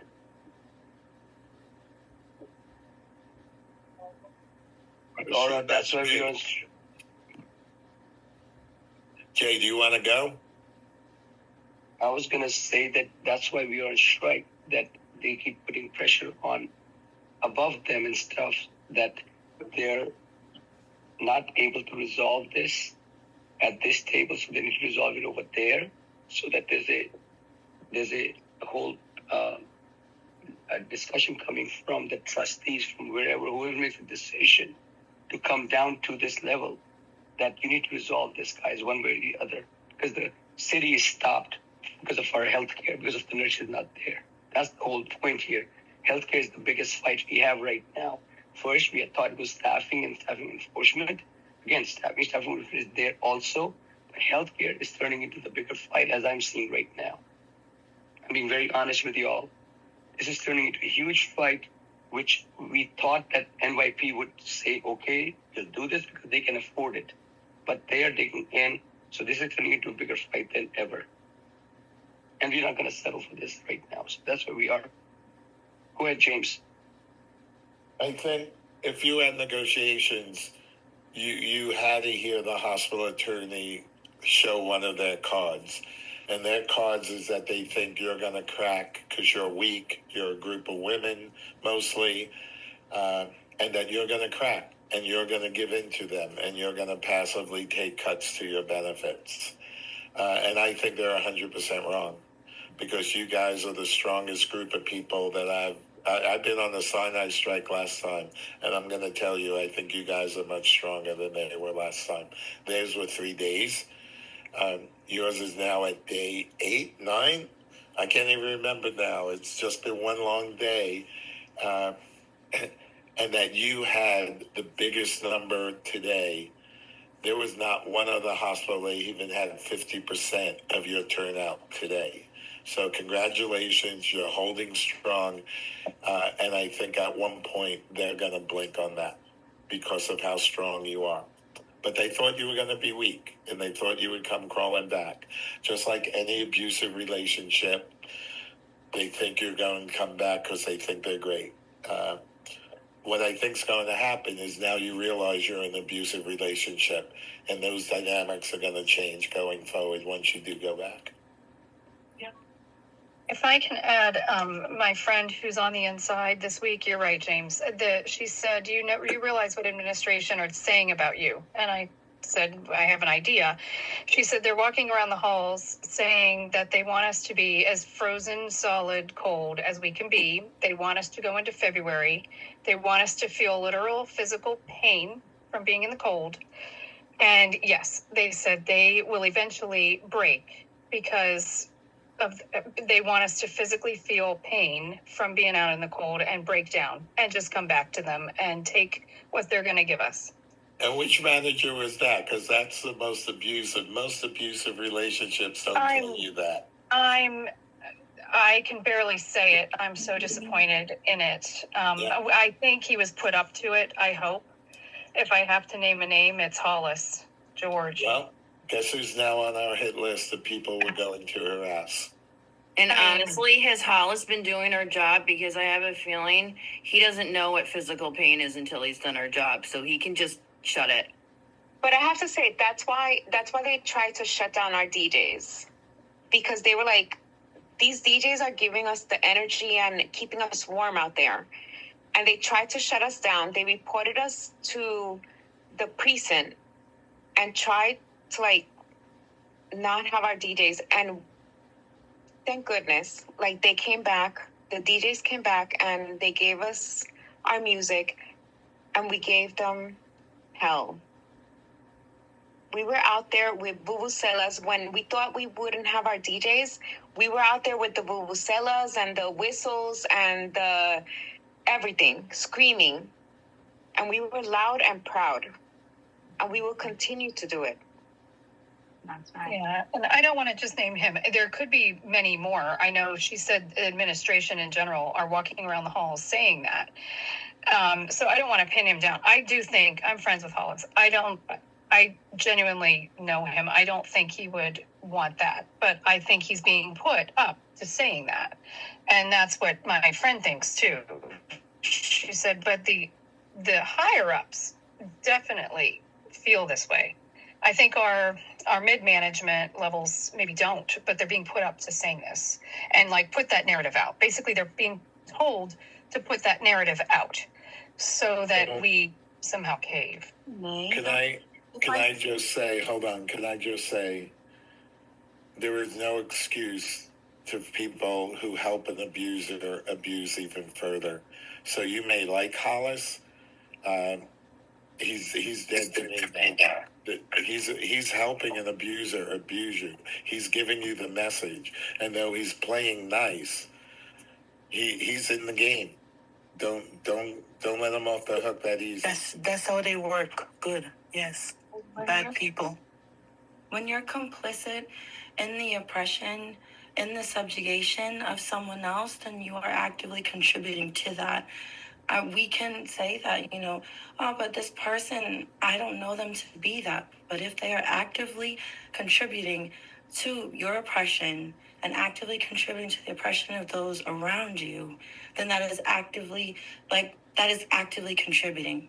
It's not just being a bystander, that's actively contributing.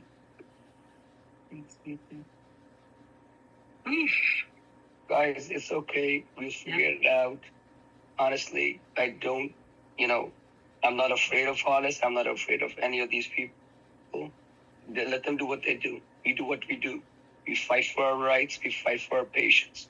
Those are the two things we are best at, guys. They can say whatever the heck they want.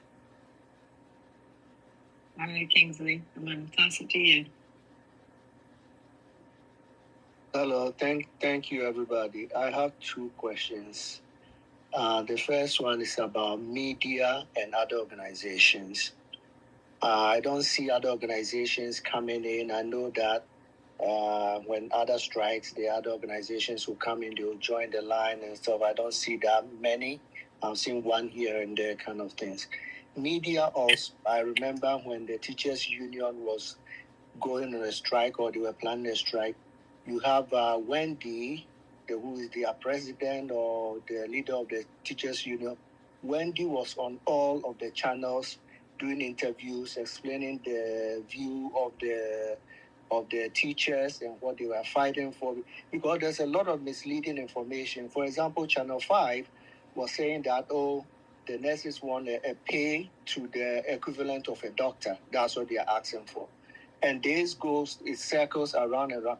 They were saying, now they want a mediator. There have been a mediator throughout all these conversations, and the news is not reporting exactly what is going on. So I think we need to do a good job on those two fronts. I have to say that Kingsley's right, because I thought the same thing. But today when I went to Mount Sinai Morningside, there were residents. There were residents who were representing us. They were unions from other people, like with different colors. And I was like, oh my goodness, I was so proud and I was so grateful that they were all like standing up for us with different colors. And they were showing like their colors and their posters. And there are people out there. I have to say, Kingsley, we know each other, and I have to tell you, I saw people out there, and I am so proud and so happy that they are. I don't know if someone can, Beth, if you can answer the first one, then my second question. I don't know if someone can answer my first one about the media and the other organization. I don't know. Then I'll ask my second question. Or I can ask my second question also. Yeah, sure. I do think, to Jesus' point, like sometimes when there's events pulling and we kind of just say, hey, we have this like Nines and Y, we have this big thing, like, can you go to this big thing that might be where people show up? I have seen the organizations, small, more rank and file, show up. Today we had the president of PAF came, and our president, Nancy Higgins, was on our line to introduce him. So it is kind of like, I think if folks know people that are in different unions, I would reach out to them, honestly. I think we can have that, like we're pulling in the leadership and they come and they speak, or we have a big event and, then we do a big turnout. But I think what you're saying is more the day-to-day. We need support day-to-day on the line. We're holding it down. That's not a lie. But if you guys know anybody, then you want to pull them in. The requests are out there for folks. But I know this community has surprised me in many ways. It shouldn't, because you guys are amazing. But everybody knows somebody that does something. And we've leveraged a lot of those relationships in different ways, even to get the face painting today. Like that was somebody's connection to something. So if you guys know people, please invite them directly. We need to be involving our community. I think the requests generally go out, but the one-on-one connection is obviously way more impactful. To the media question, I think we've been putting a lot of pressure to try and get our story out there. Of course, we were on the hot button issue from day 1, day 2, day 3. And then they were really excited when we got to the table. They were like panting, ready to report, like, oh, we settled, but of course we knew that wasn't going to be a one and done day for us. But so I will say it's waxing and waning, and we continue to put the requests out there. If folks do see people that want to talk to people, and maybe you don't want to be that person to talk to somebody, please send the information to your delegate or up to the XCOM. We'll get it to the right place and hopefully get that person talked to. So, again, leveraging everybody's relationships. Anybody you do know, we put the official requests out for our events and that sort of thing. But that also speaks to having these things that we make media worthy, because we all think we're worthwhile, and obviously we need to be on the news every single day, every minute. But the news might be like, they're just walking up and down again for the next day, for the next day, for the next day. So we need to make media-worthy things, but also leveraging our relationships. I know I was on a radio station this morning, very niche radio station, but things are happening. I don't want to deny that. I'm sure there were a few other interviews that happened today. But again, I do think we need it out there even more. Yeah, I think we need May I please give a shout out to Dr. Emmanuel? She brought us hand warmers to Choni. Oh, she brought one to Milton also, a box to Milton. And she's amazing. Yeah. Yes. She did. Dr. Emmanuel is amazing. She is one of the best doctors that we can say in New York Presbyterian. She's amazing, and she brought us hand warmers to training, and like brought it to Millstone too. Right. So I see the hospital always have a response for the media. Then they will read it. The hospital says that, the nurses say whatever it is.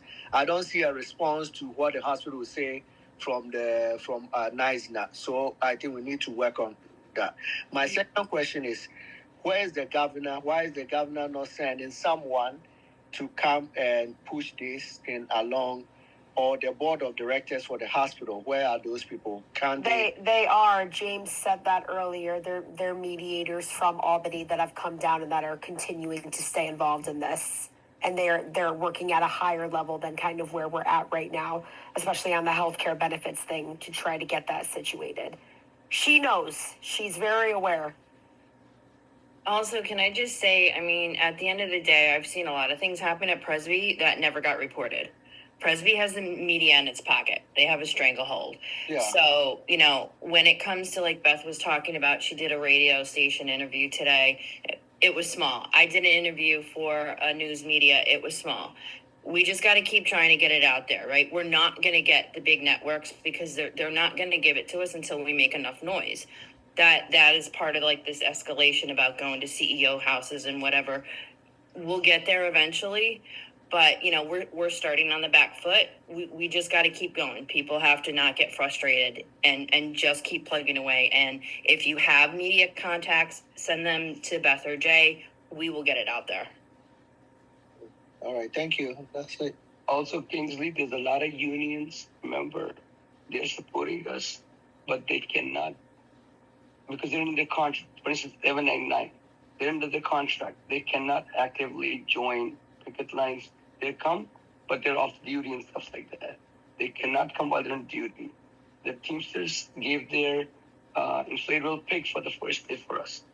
The carpenter, local 3, I think, Sophie's dad used to work there. They gave us the scabby for the whole duration for June. So other unions are there helping us out, but sometimes they cannot join.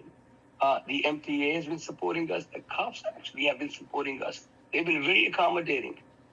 Even when they tell us to stop the music or slow down the music, they're still accommodating. They're saying we're with you, but we cannot do anything about it, you know.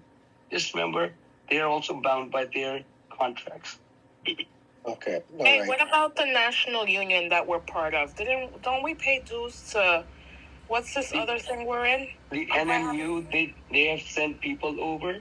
So remember, we only have 6 reps, 5 reps, and they cannot man the whole line. 3 lines we're doing, guys. Remember, this is the biggest line ever. I mean, Sinai doesn't have 3 lines like we do. Monty doesn't have 3 lines. We guys are doing amazing. We're kicking butts, guys. So they are helping us do the admin work. People who set up the stuff for us. Remember, we have to set up everything and take everything away at nighttime. So all this stuff is done by other people who are not there at the line, right? So those are those people who are helping us out doing the whole background stuff. Yeah, we need to give a shout out to our reps because they've been doing an amazing job. Very few people doing a lot of things for us. So if you guys see them, just kind of say, hey, thank you, because they've been working tirelessly through this whole thing. All right, Danny. Yeah, so I joined, I seen on a couple of Facebook groups, like the Strike Nurse Facebook group, and strike nurses are complaining about how horrible it is working at NYP. They're saying, it's no joke, they want me to sign up for another week, I don't wanna, I'm going to California, and they're not liking us outside striking anyway. That's even hard on them. So I just want to say, keep it up. It's working what we're doing. You know, they see how hard it is. So just keep it up. That's what I say. Thanks, Danny. Let's keep it up. All right, Mila. Our DJ. Happy birthday to you. It's not until the 23rd, but I really wanted to give a quick shout out. Thank you to everybody that showed up. I know it was freezing cold, And to be frank, whatever that schmuck Hollis had to say about, I hope we freeze out there, guess what? I'm from Brooklyn. I was born in Ukraine. I work in the OR. It's cold. Until he sets foot in the OR, he can't handle the cold. We can handle the cold. Sorry, I might be muted. You're good. So I'm going to be away, but I will be returning on the 28th. If you need me, possibly the 29th or 30th, I will be able to DJ again. I do have a question, though. Out of curiosity, how is this Board of Trustees put in place? Are they voted in? Did someone throw a Chanel bag for Stacey Williams to grab at to get in there? Or do I dangle one to get her out? What do we do? How do we get her out? Because I don't trust her about as far as I can throw her. I mean, I'm sure people are wondering that. So it's pretty heavy. So we have no control over the management trustees, and they have no control over our trustees. I don't think that they're voted positions, to be perfectly honest. I think they're nominated positions, whether they're from the board of directors. I don't remember ever, and I've been a NYSER employee for 25 years and been a NYSER member before I worked here. I don't ever remember there being an election for the trustees. I think they're appointed positions. So how do you get her out?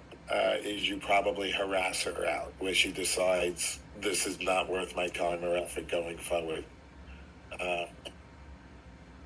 I think there's 4 management trustees: Sinai, Presby, Brooklyn Hospital for some reason, and Northwell, a Northwell guy. I think those are the 4. New plan: glitter bombs straight to their houses, or just tell her no more Chanel bags for you. Mm-hmm. Thanks, Ben. All right, Bridget Geyer.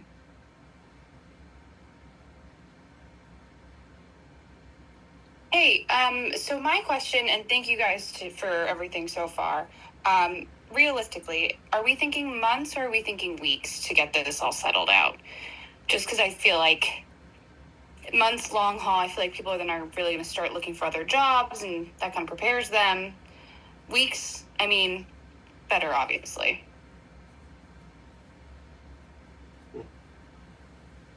I would say in my brain it's weeks. Call me an optimist, but I would hope that they would care about patient safety a little bit more. We all are probably hearing a little bit of what's going on inside, and how wrong it is that our management doesn't care about that. So I would say weeks. But again, we can't really predict the future, but I do predict that we're pretty freaking strong. Try the Sonic All-American Special, only for $6 today. That was Jay in the background. I just muted him. I would say this: it's closer to weeks than months, as long as we keep the line strong and we keep making noise and we keep harassing everyone who is showing up on those buses to work and take care of your patients in a half-ass attempt just to make money.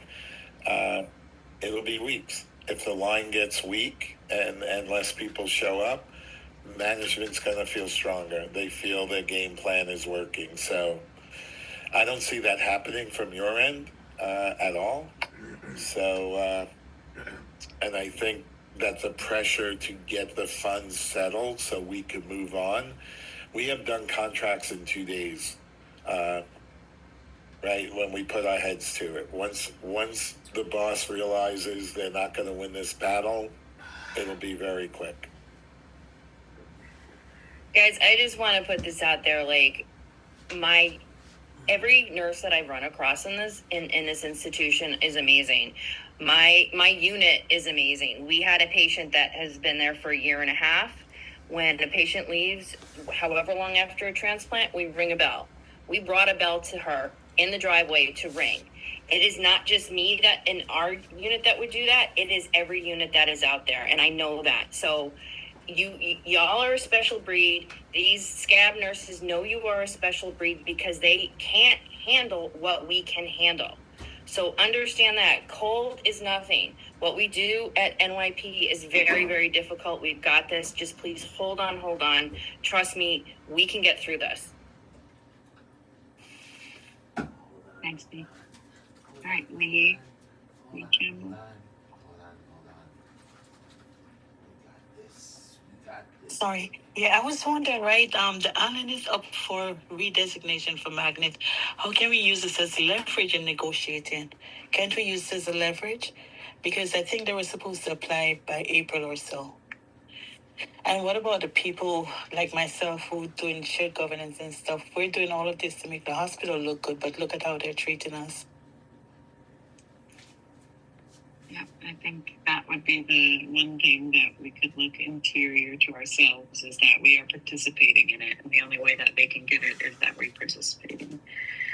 So if there is a collective decision to stop participating, there would be no way to get Magnet.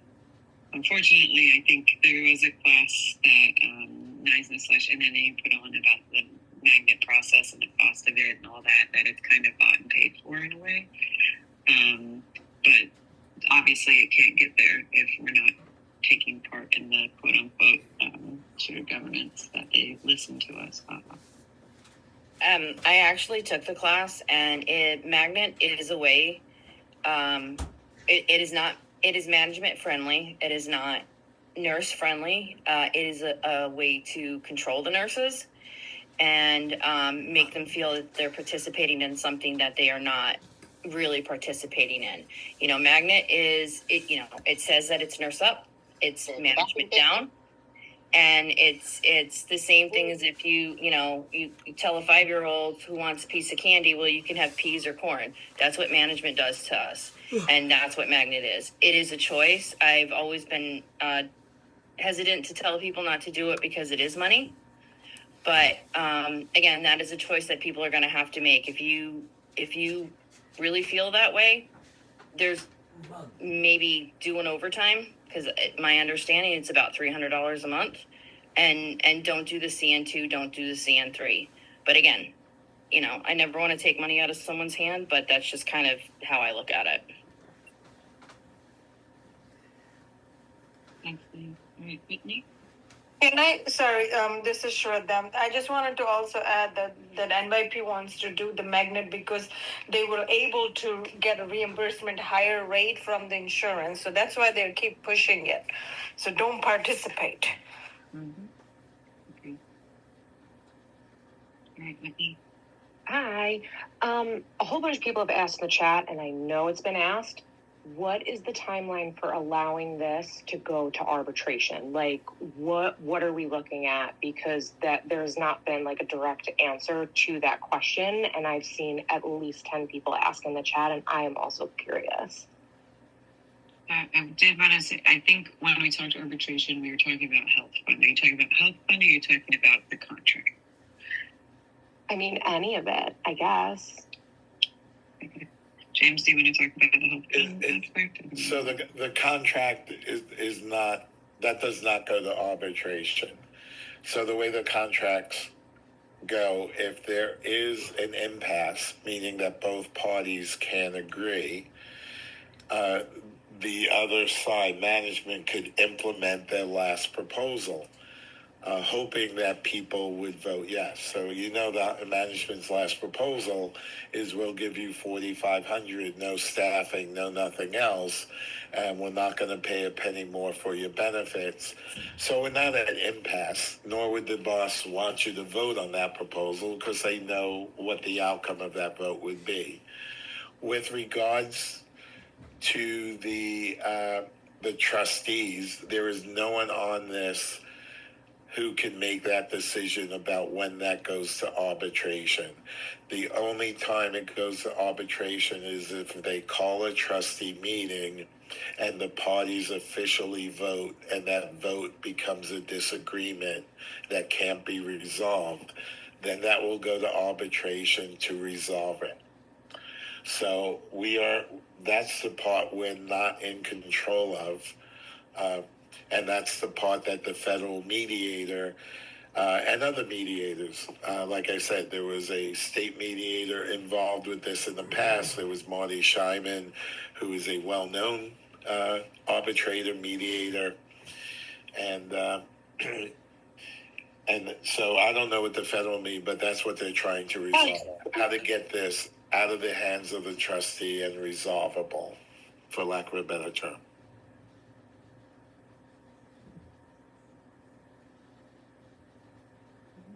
All right, next to LeBron. Hi, my question is, do we know if the residents are part of a union? Because my friend who works at Mount Sinai said that the residents of her hospital just served a strike notice. So do our residents part of a union? No, they're not. And Not here. They served not a strike notice, they served an info picket notice. So they will be coming out with the nurses on the line. And when you talk about two groups getting together and how good that feels. So that's the difference. They are represented by CIR, and they have been for a number of years. The NYP is not. I don't know if any of the residents in the NYP system are. No, none of them are. So that's the difference. They are, you guys aren't. Yeah, they threatened and then they got more money on their meal cards. And the more protected zone. They got moved where? They got more money on their meal cards. Oh, yeah, right. I think I remember that when I was there 10 years ago. Something like that happened. Yeah. But yeah, we would love them to unionize as well, but it is a big thing. All right, Carol. Did anyone call the ANCC magnet that what they saw is not really what was real? And that's why we're all outside. And the second thing, did anyone make a call to these people that give you big money to Presbyterian? I mean, I can speak about the magnet. It is basically a moneymaker for both the ANA and management. ANA is in management's pocket. That's why we don't affiliate with them anymore. That's why we're part of NNU. So I don't think calling them necessarily, I mean, it might help, if you wanted to get something going and calling them, it would be good, but it puts money in their pocket and it puts money in management's pocket. And that's correct. So years and years ago, the unions used to be a part of the ANA, and they used to be called the UAN, United American Nurses. And they had a stipulation that if a hospital was on strike during the life or since the last time that they were, I guess, certified, that they wouldn't be allowed to get certified at that point. There would be a delay in that certification. Well, the unions are no longer involved with ANA, and it is the number one money-making, revenue-producing thing for the ANA is to get magnet. They make a lot of money off that. So, not saying that we can't harass them, but I do think the concept that someone brought up, you refuse to get involved, that's how you take down the magnet. Cindy?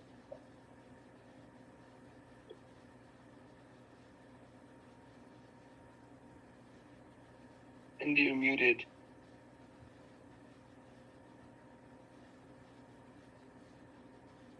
Hey, Cindy, can you turn on your microphone, honey?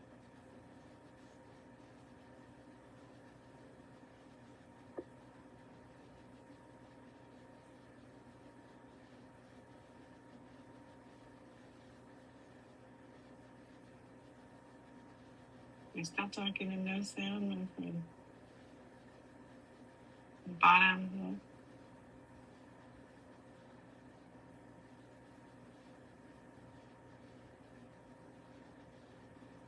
Oh my God, Cindy, unmute yourself, Got please. me? Got me? Can you hear me? Yes. Oh, I'm sorry. First off, I want to say, everybody, we are kicking ass. Continue to do what we are doing, because we are kicking ass between the trips, between us out there. The days I couldn't come, I felt so good to see that there were people that could tolerate that cold and could do it. We are kicking ass, and we need to continue to kick ass, and don't stop. Don't stop, don't stop. As far as this magnet, first thing I want to say, magnet was brought. We are the magnet, and they had us fall into place, going back to school, making it seem like we were doing it for ourselves, but we weren't doing it for ourselves. We were doing it so that they could get magnet, and this is the kick ass that we get for doing it. So now we need to kick their asses back and stop being part of their magnet so that the next time they want it, it's going to have to be on our terms and what we want to do, and then they can have it back again because they won't have enough money to buy it again the way they bought it this time.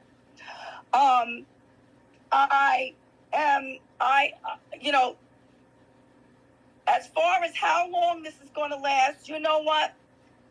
I know that there are no real answers, and I just wish everybody stop worrying about when you think it's going to be over. If you have to go work, go work. If you have to do something, just everybody continue to give every bit of time that you can, because our time is kicking ass. And that's all I want to keep saying. The amount of time that we have been putting in has been wonderful. It's coming in good, and just keep doing it until we don't have to do it anymore. We will get what we want. We will get what we want. We will get what we want. And don't stop until we get what we want. Don't let them back down. Don't keep our hands around their necks, and don't give up. Do not give up. We have come too far already to give up. So please don't give up. Please don't give up. Inside is crumbling. The management is lying on us. They're lying about what's happening inside. They're lying about things that are being said. Everything you hear is not real. And I'm mad because I got pulled into some of it, and it's a lie. Do not get pulled into it. Do not believe any of it. Believe what you're experiencing. Believe what you are seeing. Don't believe any of their hype, because all they're trying to do is break us, and we are stronger than that. Remember, we are the magnet. Without us, they don't get it. And without us, they don't exist. And those replacement nurses, I'm not going to call them scabs anymore, because you know what? They got to do what they got to do to make their ends meet. And they're wrong for crossing our strike line, but they're not going to last, because we are special.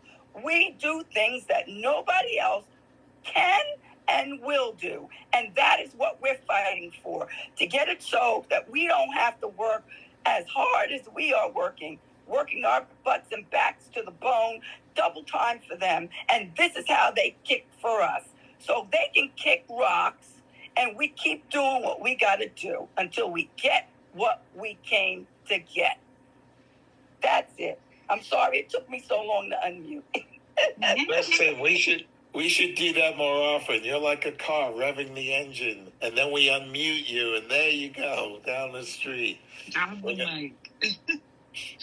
That's right. Thanks, Cindy. And the way we stay strong, just like we saw in the OR earlier, is we get our team leaders, our strike captains, whatever they may be, they make sure they call through their groups. They make sure you're strong, united as a unit. So I want to shout out our strike captains again, say, make sure we're staying strong. We are going into day 9, y'all. So this is a long fight. This is going to be a great fight. We are fighting, and we're staying strong. So strike captains, call through your groups. Make sure everybody's good. Sign everybody up. We're going to hold the line. Thank you, Cindy. Yes. All right, Craig. Thanks, Cindy. That was very encouraging. I just want to know a little bit more about that trustee, because the more I know, I feel better. I feel better when I know more. I understand that the contract we're fighting is separate from the trustees deciding on the numbers. And I just want to understand, if we're fighting the contract for if we put into healthcare, then what exactly is the numbers that they're deciding? Is it the premiums? And how does that relate to us in our contract with how much we pay to our how much we pay into our healthcare with our contract. And if I said anything wrong, please correct it, because I don't quite understand every detail. Yeah. My understanding, and then whoever else wants to add to it. What happens is the trustees say this is how much it's going to cost per nurse, which also is kind of like family, because we don't have different prices for the nurse versus family. So if you are the only one working, you can still cover your whole family, right? Or you could be a single person and only be paying for yourself. The cost is the same, and I guess it averages out. So the trustees set those rates at their level that says, this is how much we need from each nurse from the hospital to maintain all of these different services that we currently provide. And so then they give us those numbers, and we just put in the numbers into the contract, what they've said. So currently $31,000. With that, that's completely tied as a package. The trustees then know exactly what services that they're locked into doing, and they'll do it with this amount of money.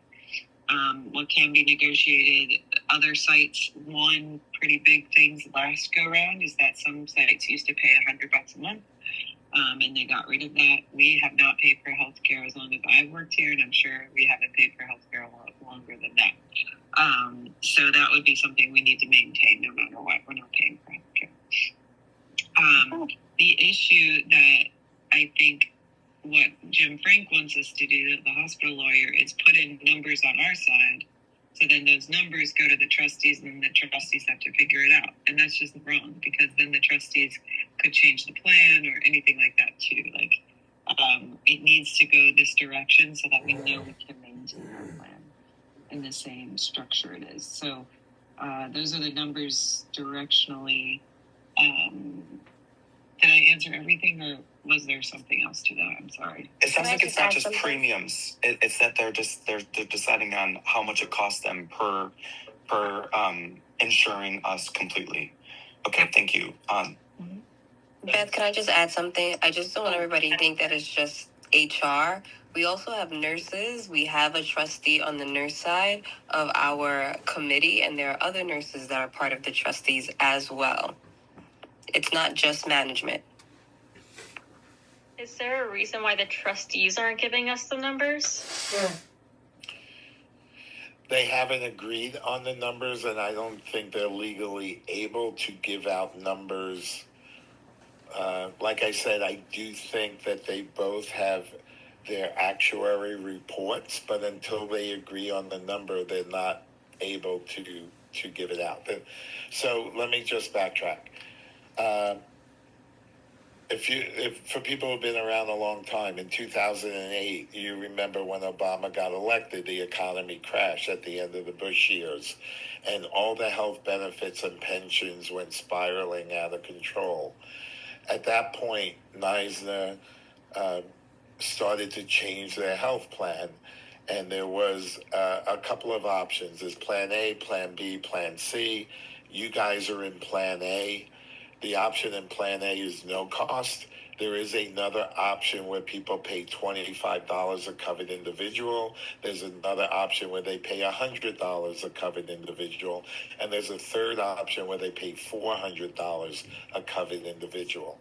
So you've been in the no, we don't pay anything for Plan A, and the Plan A is the best plan.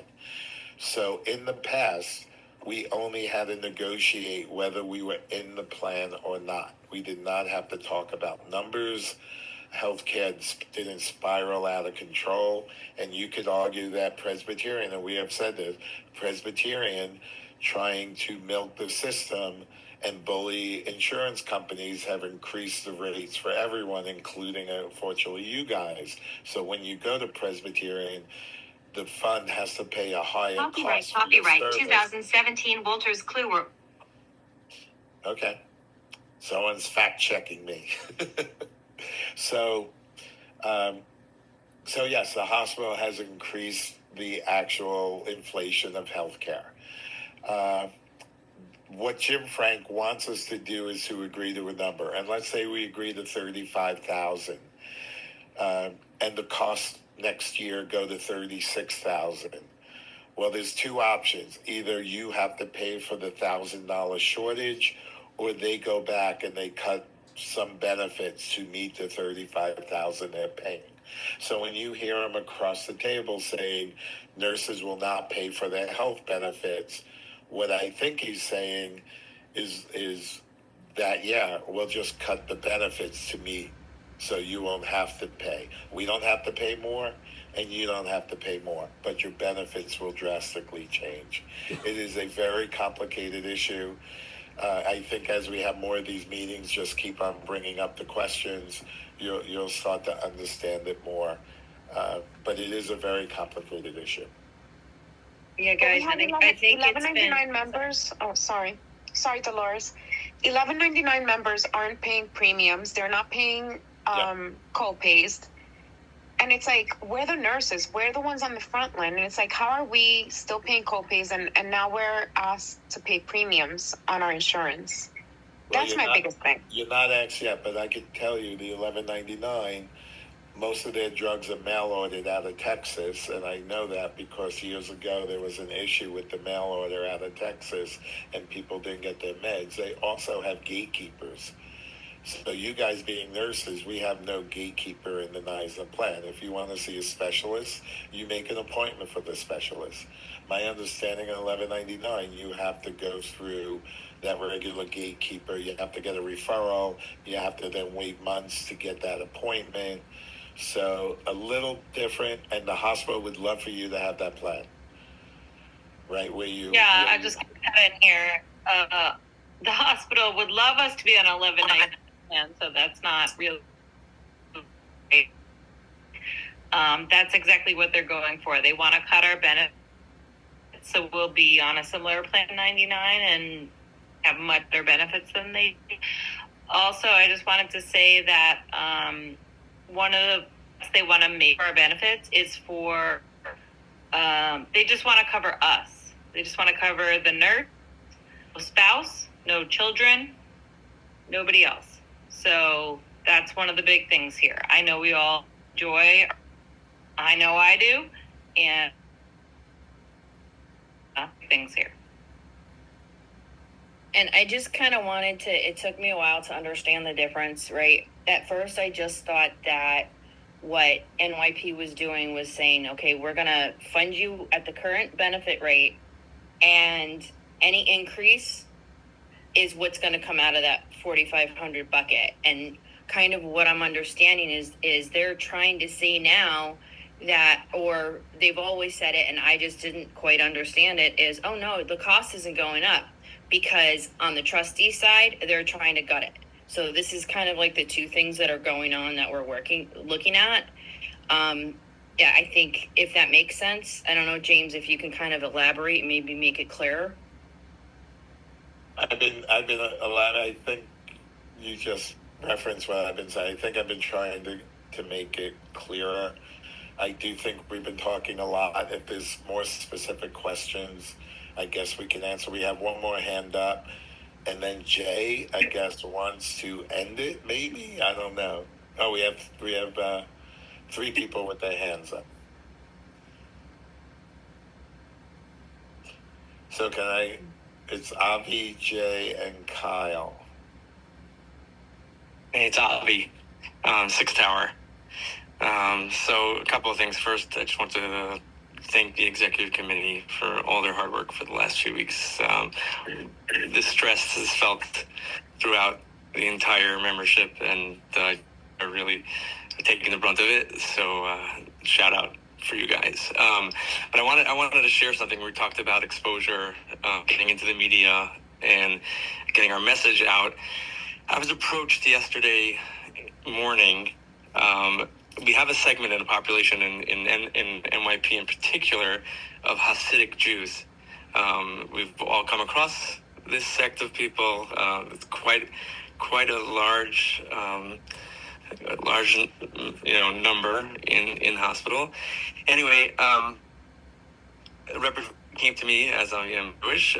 Yiddish not my first language, but there is apparently a very well-known Yiddish podcast who had last week when we went on strike, voiced his opposition in Yiddish to his 100,000 followers to our strike.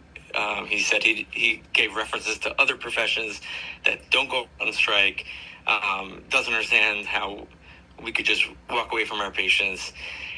Now, somebody who knew him and knows me asked me whether I would be willing to speak with him. So yesterday afternoon, I agreed, and we did a 25-minute interview where I clearly stipulated Neisner's position, what we were asking for, what nurses do in the hospital. Now, Hasidic, by the way, the Hasidic population does not have the exposure to media like we do. They don't necessarily have smartphones. They don't have WhatsApp. They don't have TVs.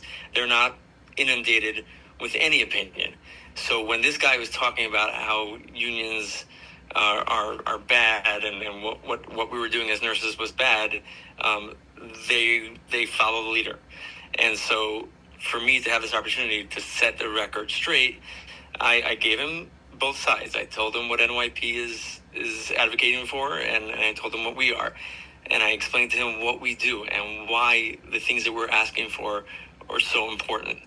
And I will tell you, first of all, the response that it went live last night at around 10 o'clock.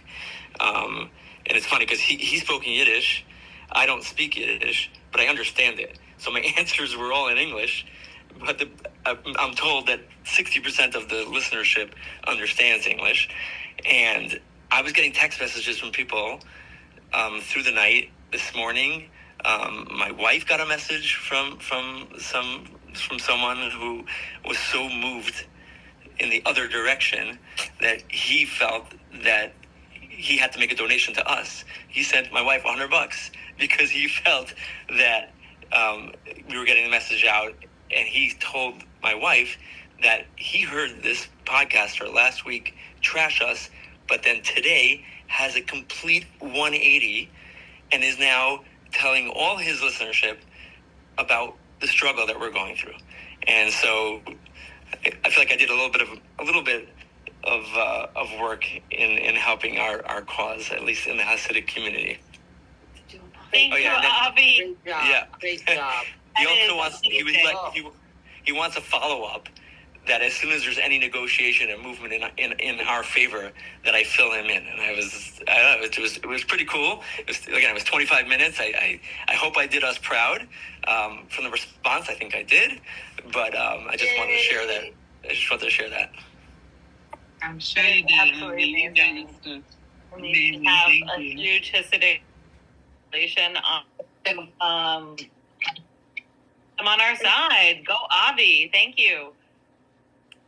Is there a way to get the Hasidic community to pressure our president, because they make millions and millions of dollars for our hospital? I work in the pediatric ER, and more than half our patients are Hasidic, so they're making our hospital money. Is there any way we can get that podcast across to our management, not upper management? Yes, I don't know. I will tell you that I've spoken to a few members of Hatzalah in the community here, and they feel the pressure, and it's to trickle down. So just so you know, all Jews, religious and some non, use Hatzalah as their primary ambulance response. So they don't dial 911, right? We dial a phone number that's in our local community. By us is 425-1600, and that's who responds. They've been ordered not to take any patients to the three hospitals that are striking. So whether we tell them directly or not, they are feeling the pain because they have their rabbis who are then telling. And these rabbis instruct for a long time. It's been this way.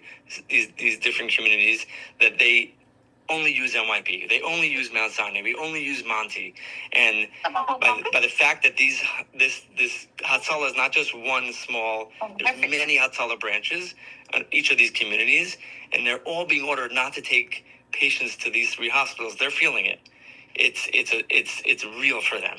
So I don't know that we need to. Coming out to the line, Avi.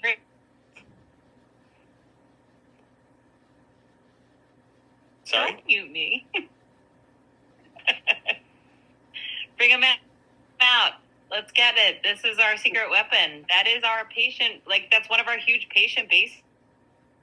And I said, I think this is a start, and I think that I don't know who we would access directly, but I know for a fact, speaking to these paramedics and these EMS Hatzalah workers, that it's being felt heavily by the community. That the fact that they cannot bring their patients to these institutions, and these are the institutions they want to be going to, and they feel they're getting subpar care in the places they're going, they're feeling it hard. So I can't imagine they're not putting pressure where the pressure needs to be put. Again, this podcast was just launched yesterday, and it touches 100. Again, this is what I'm told. I don't know, but he said 100,000 people listen to this guy. Okay, so let's see where it goes. I'm not saying that we shouldn't try to attack it in another way at some point, but this is a day old, not even. Amazing work, Avi. Awesome. Thank you so much. Everybody's asking for the link, so if you can find it, feel free to post it in the chat. All right, Jay, you bring it. Good luck with the translation. No, I actually was going to answer a question that was sent to me individually, which might pertain to other people. So this is an actual question that was asked, that what is going to happen to our vacation request deadline?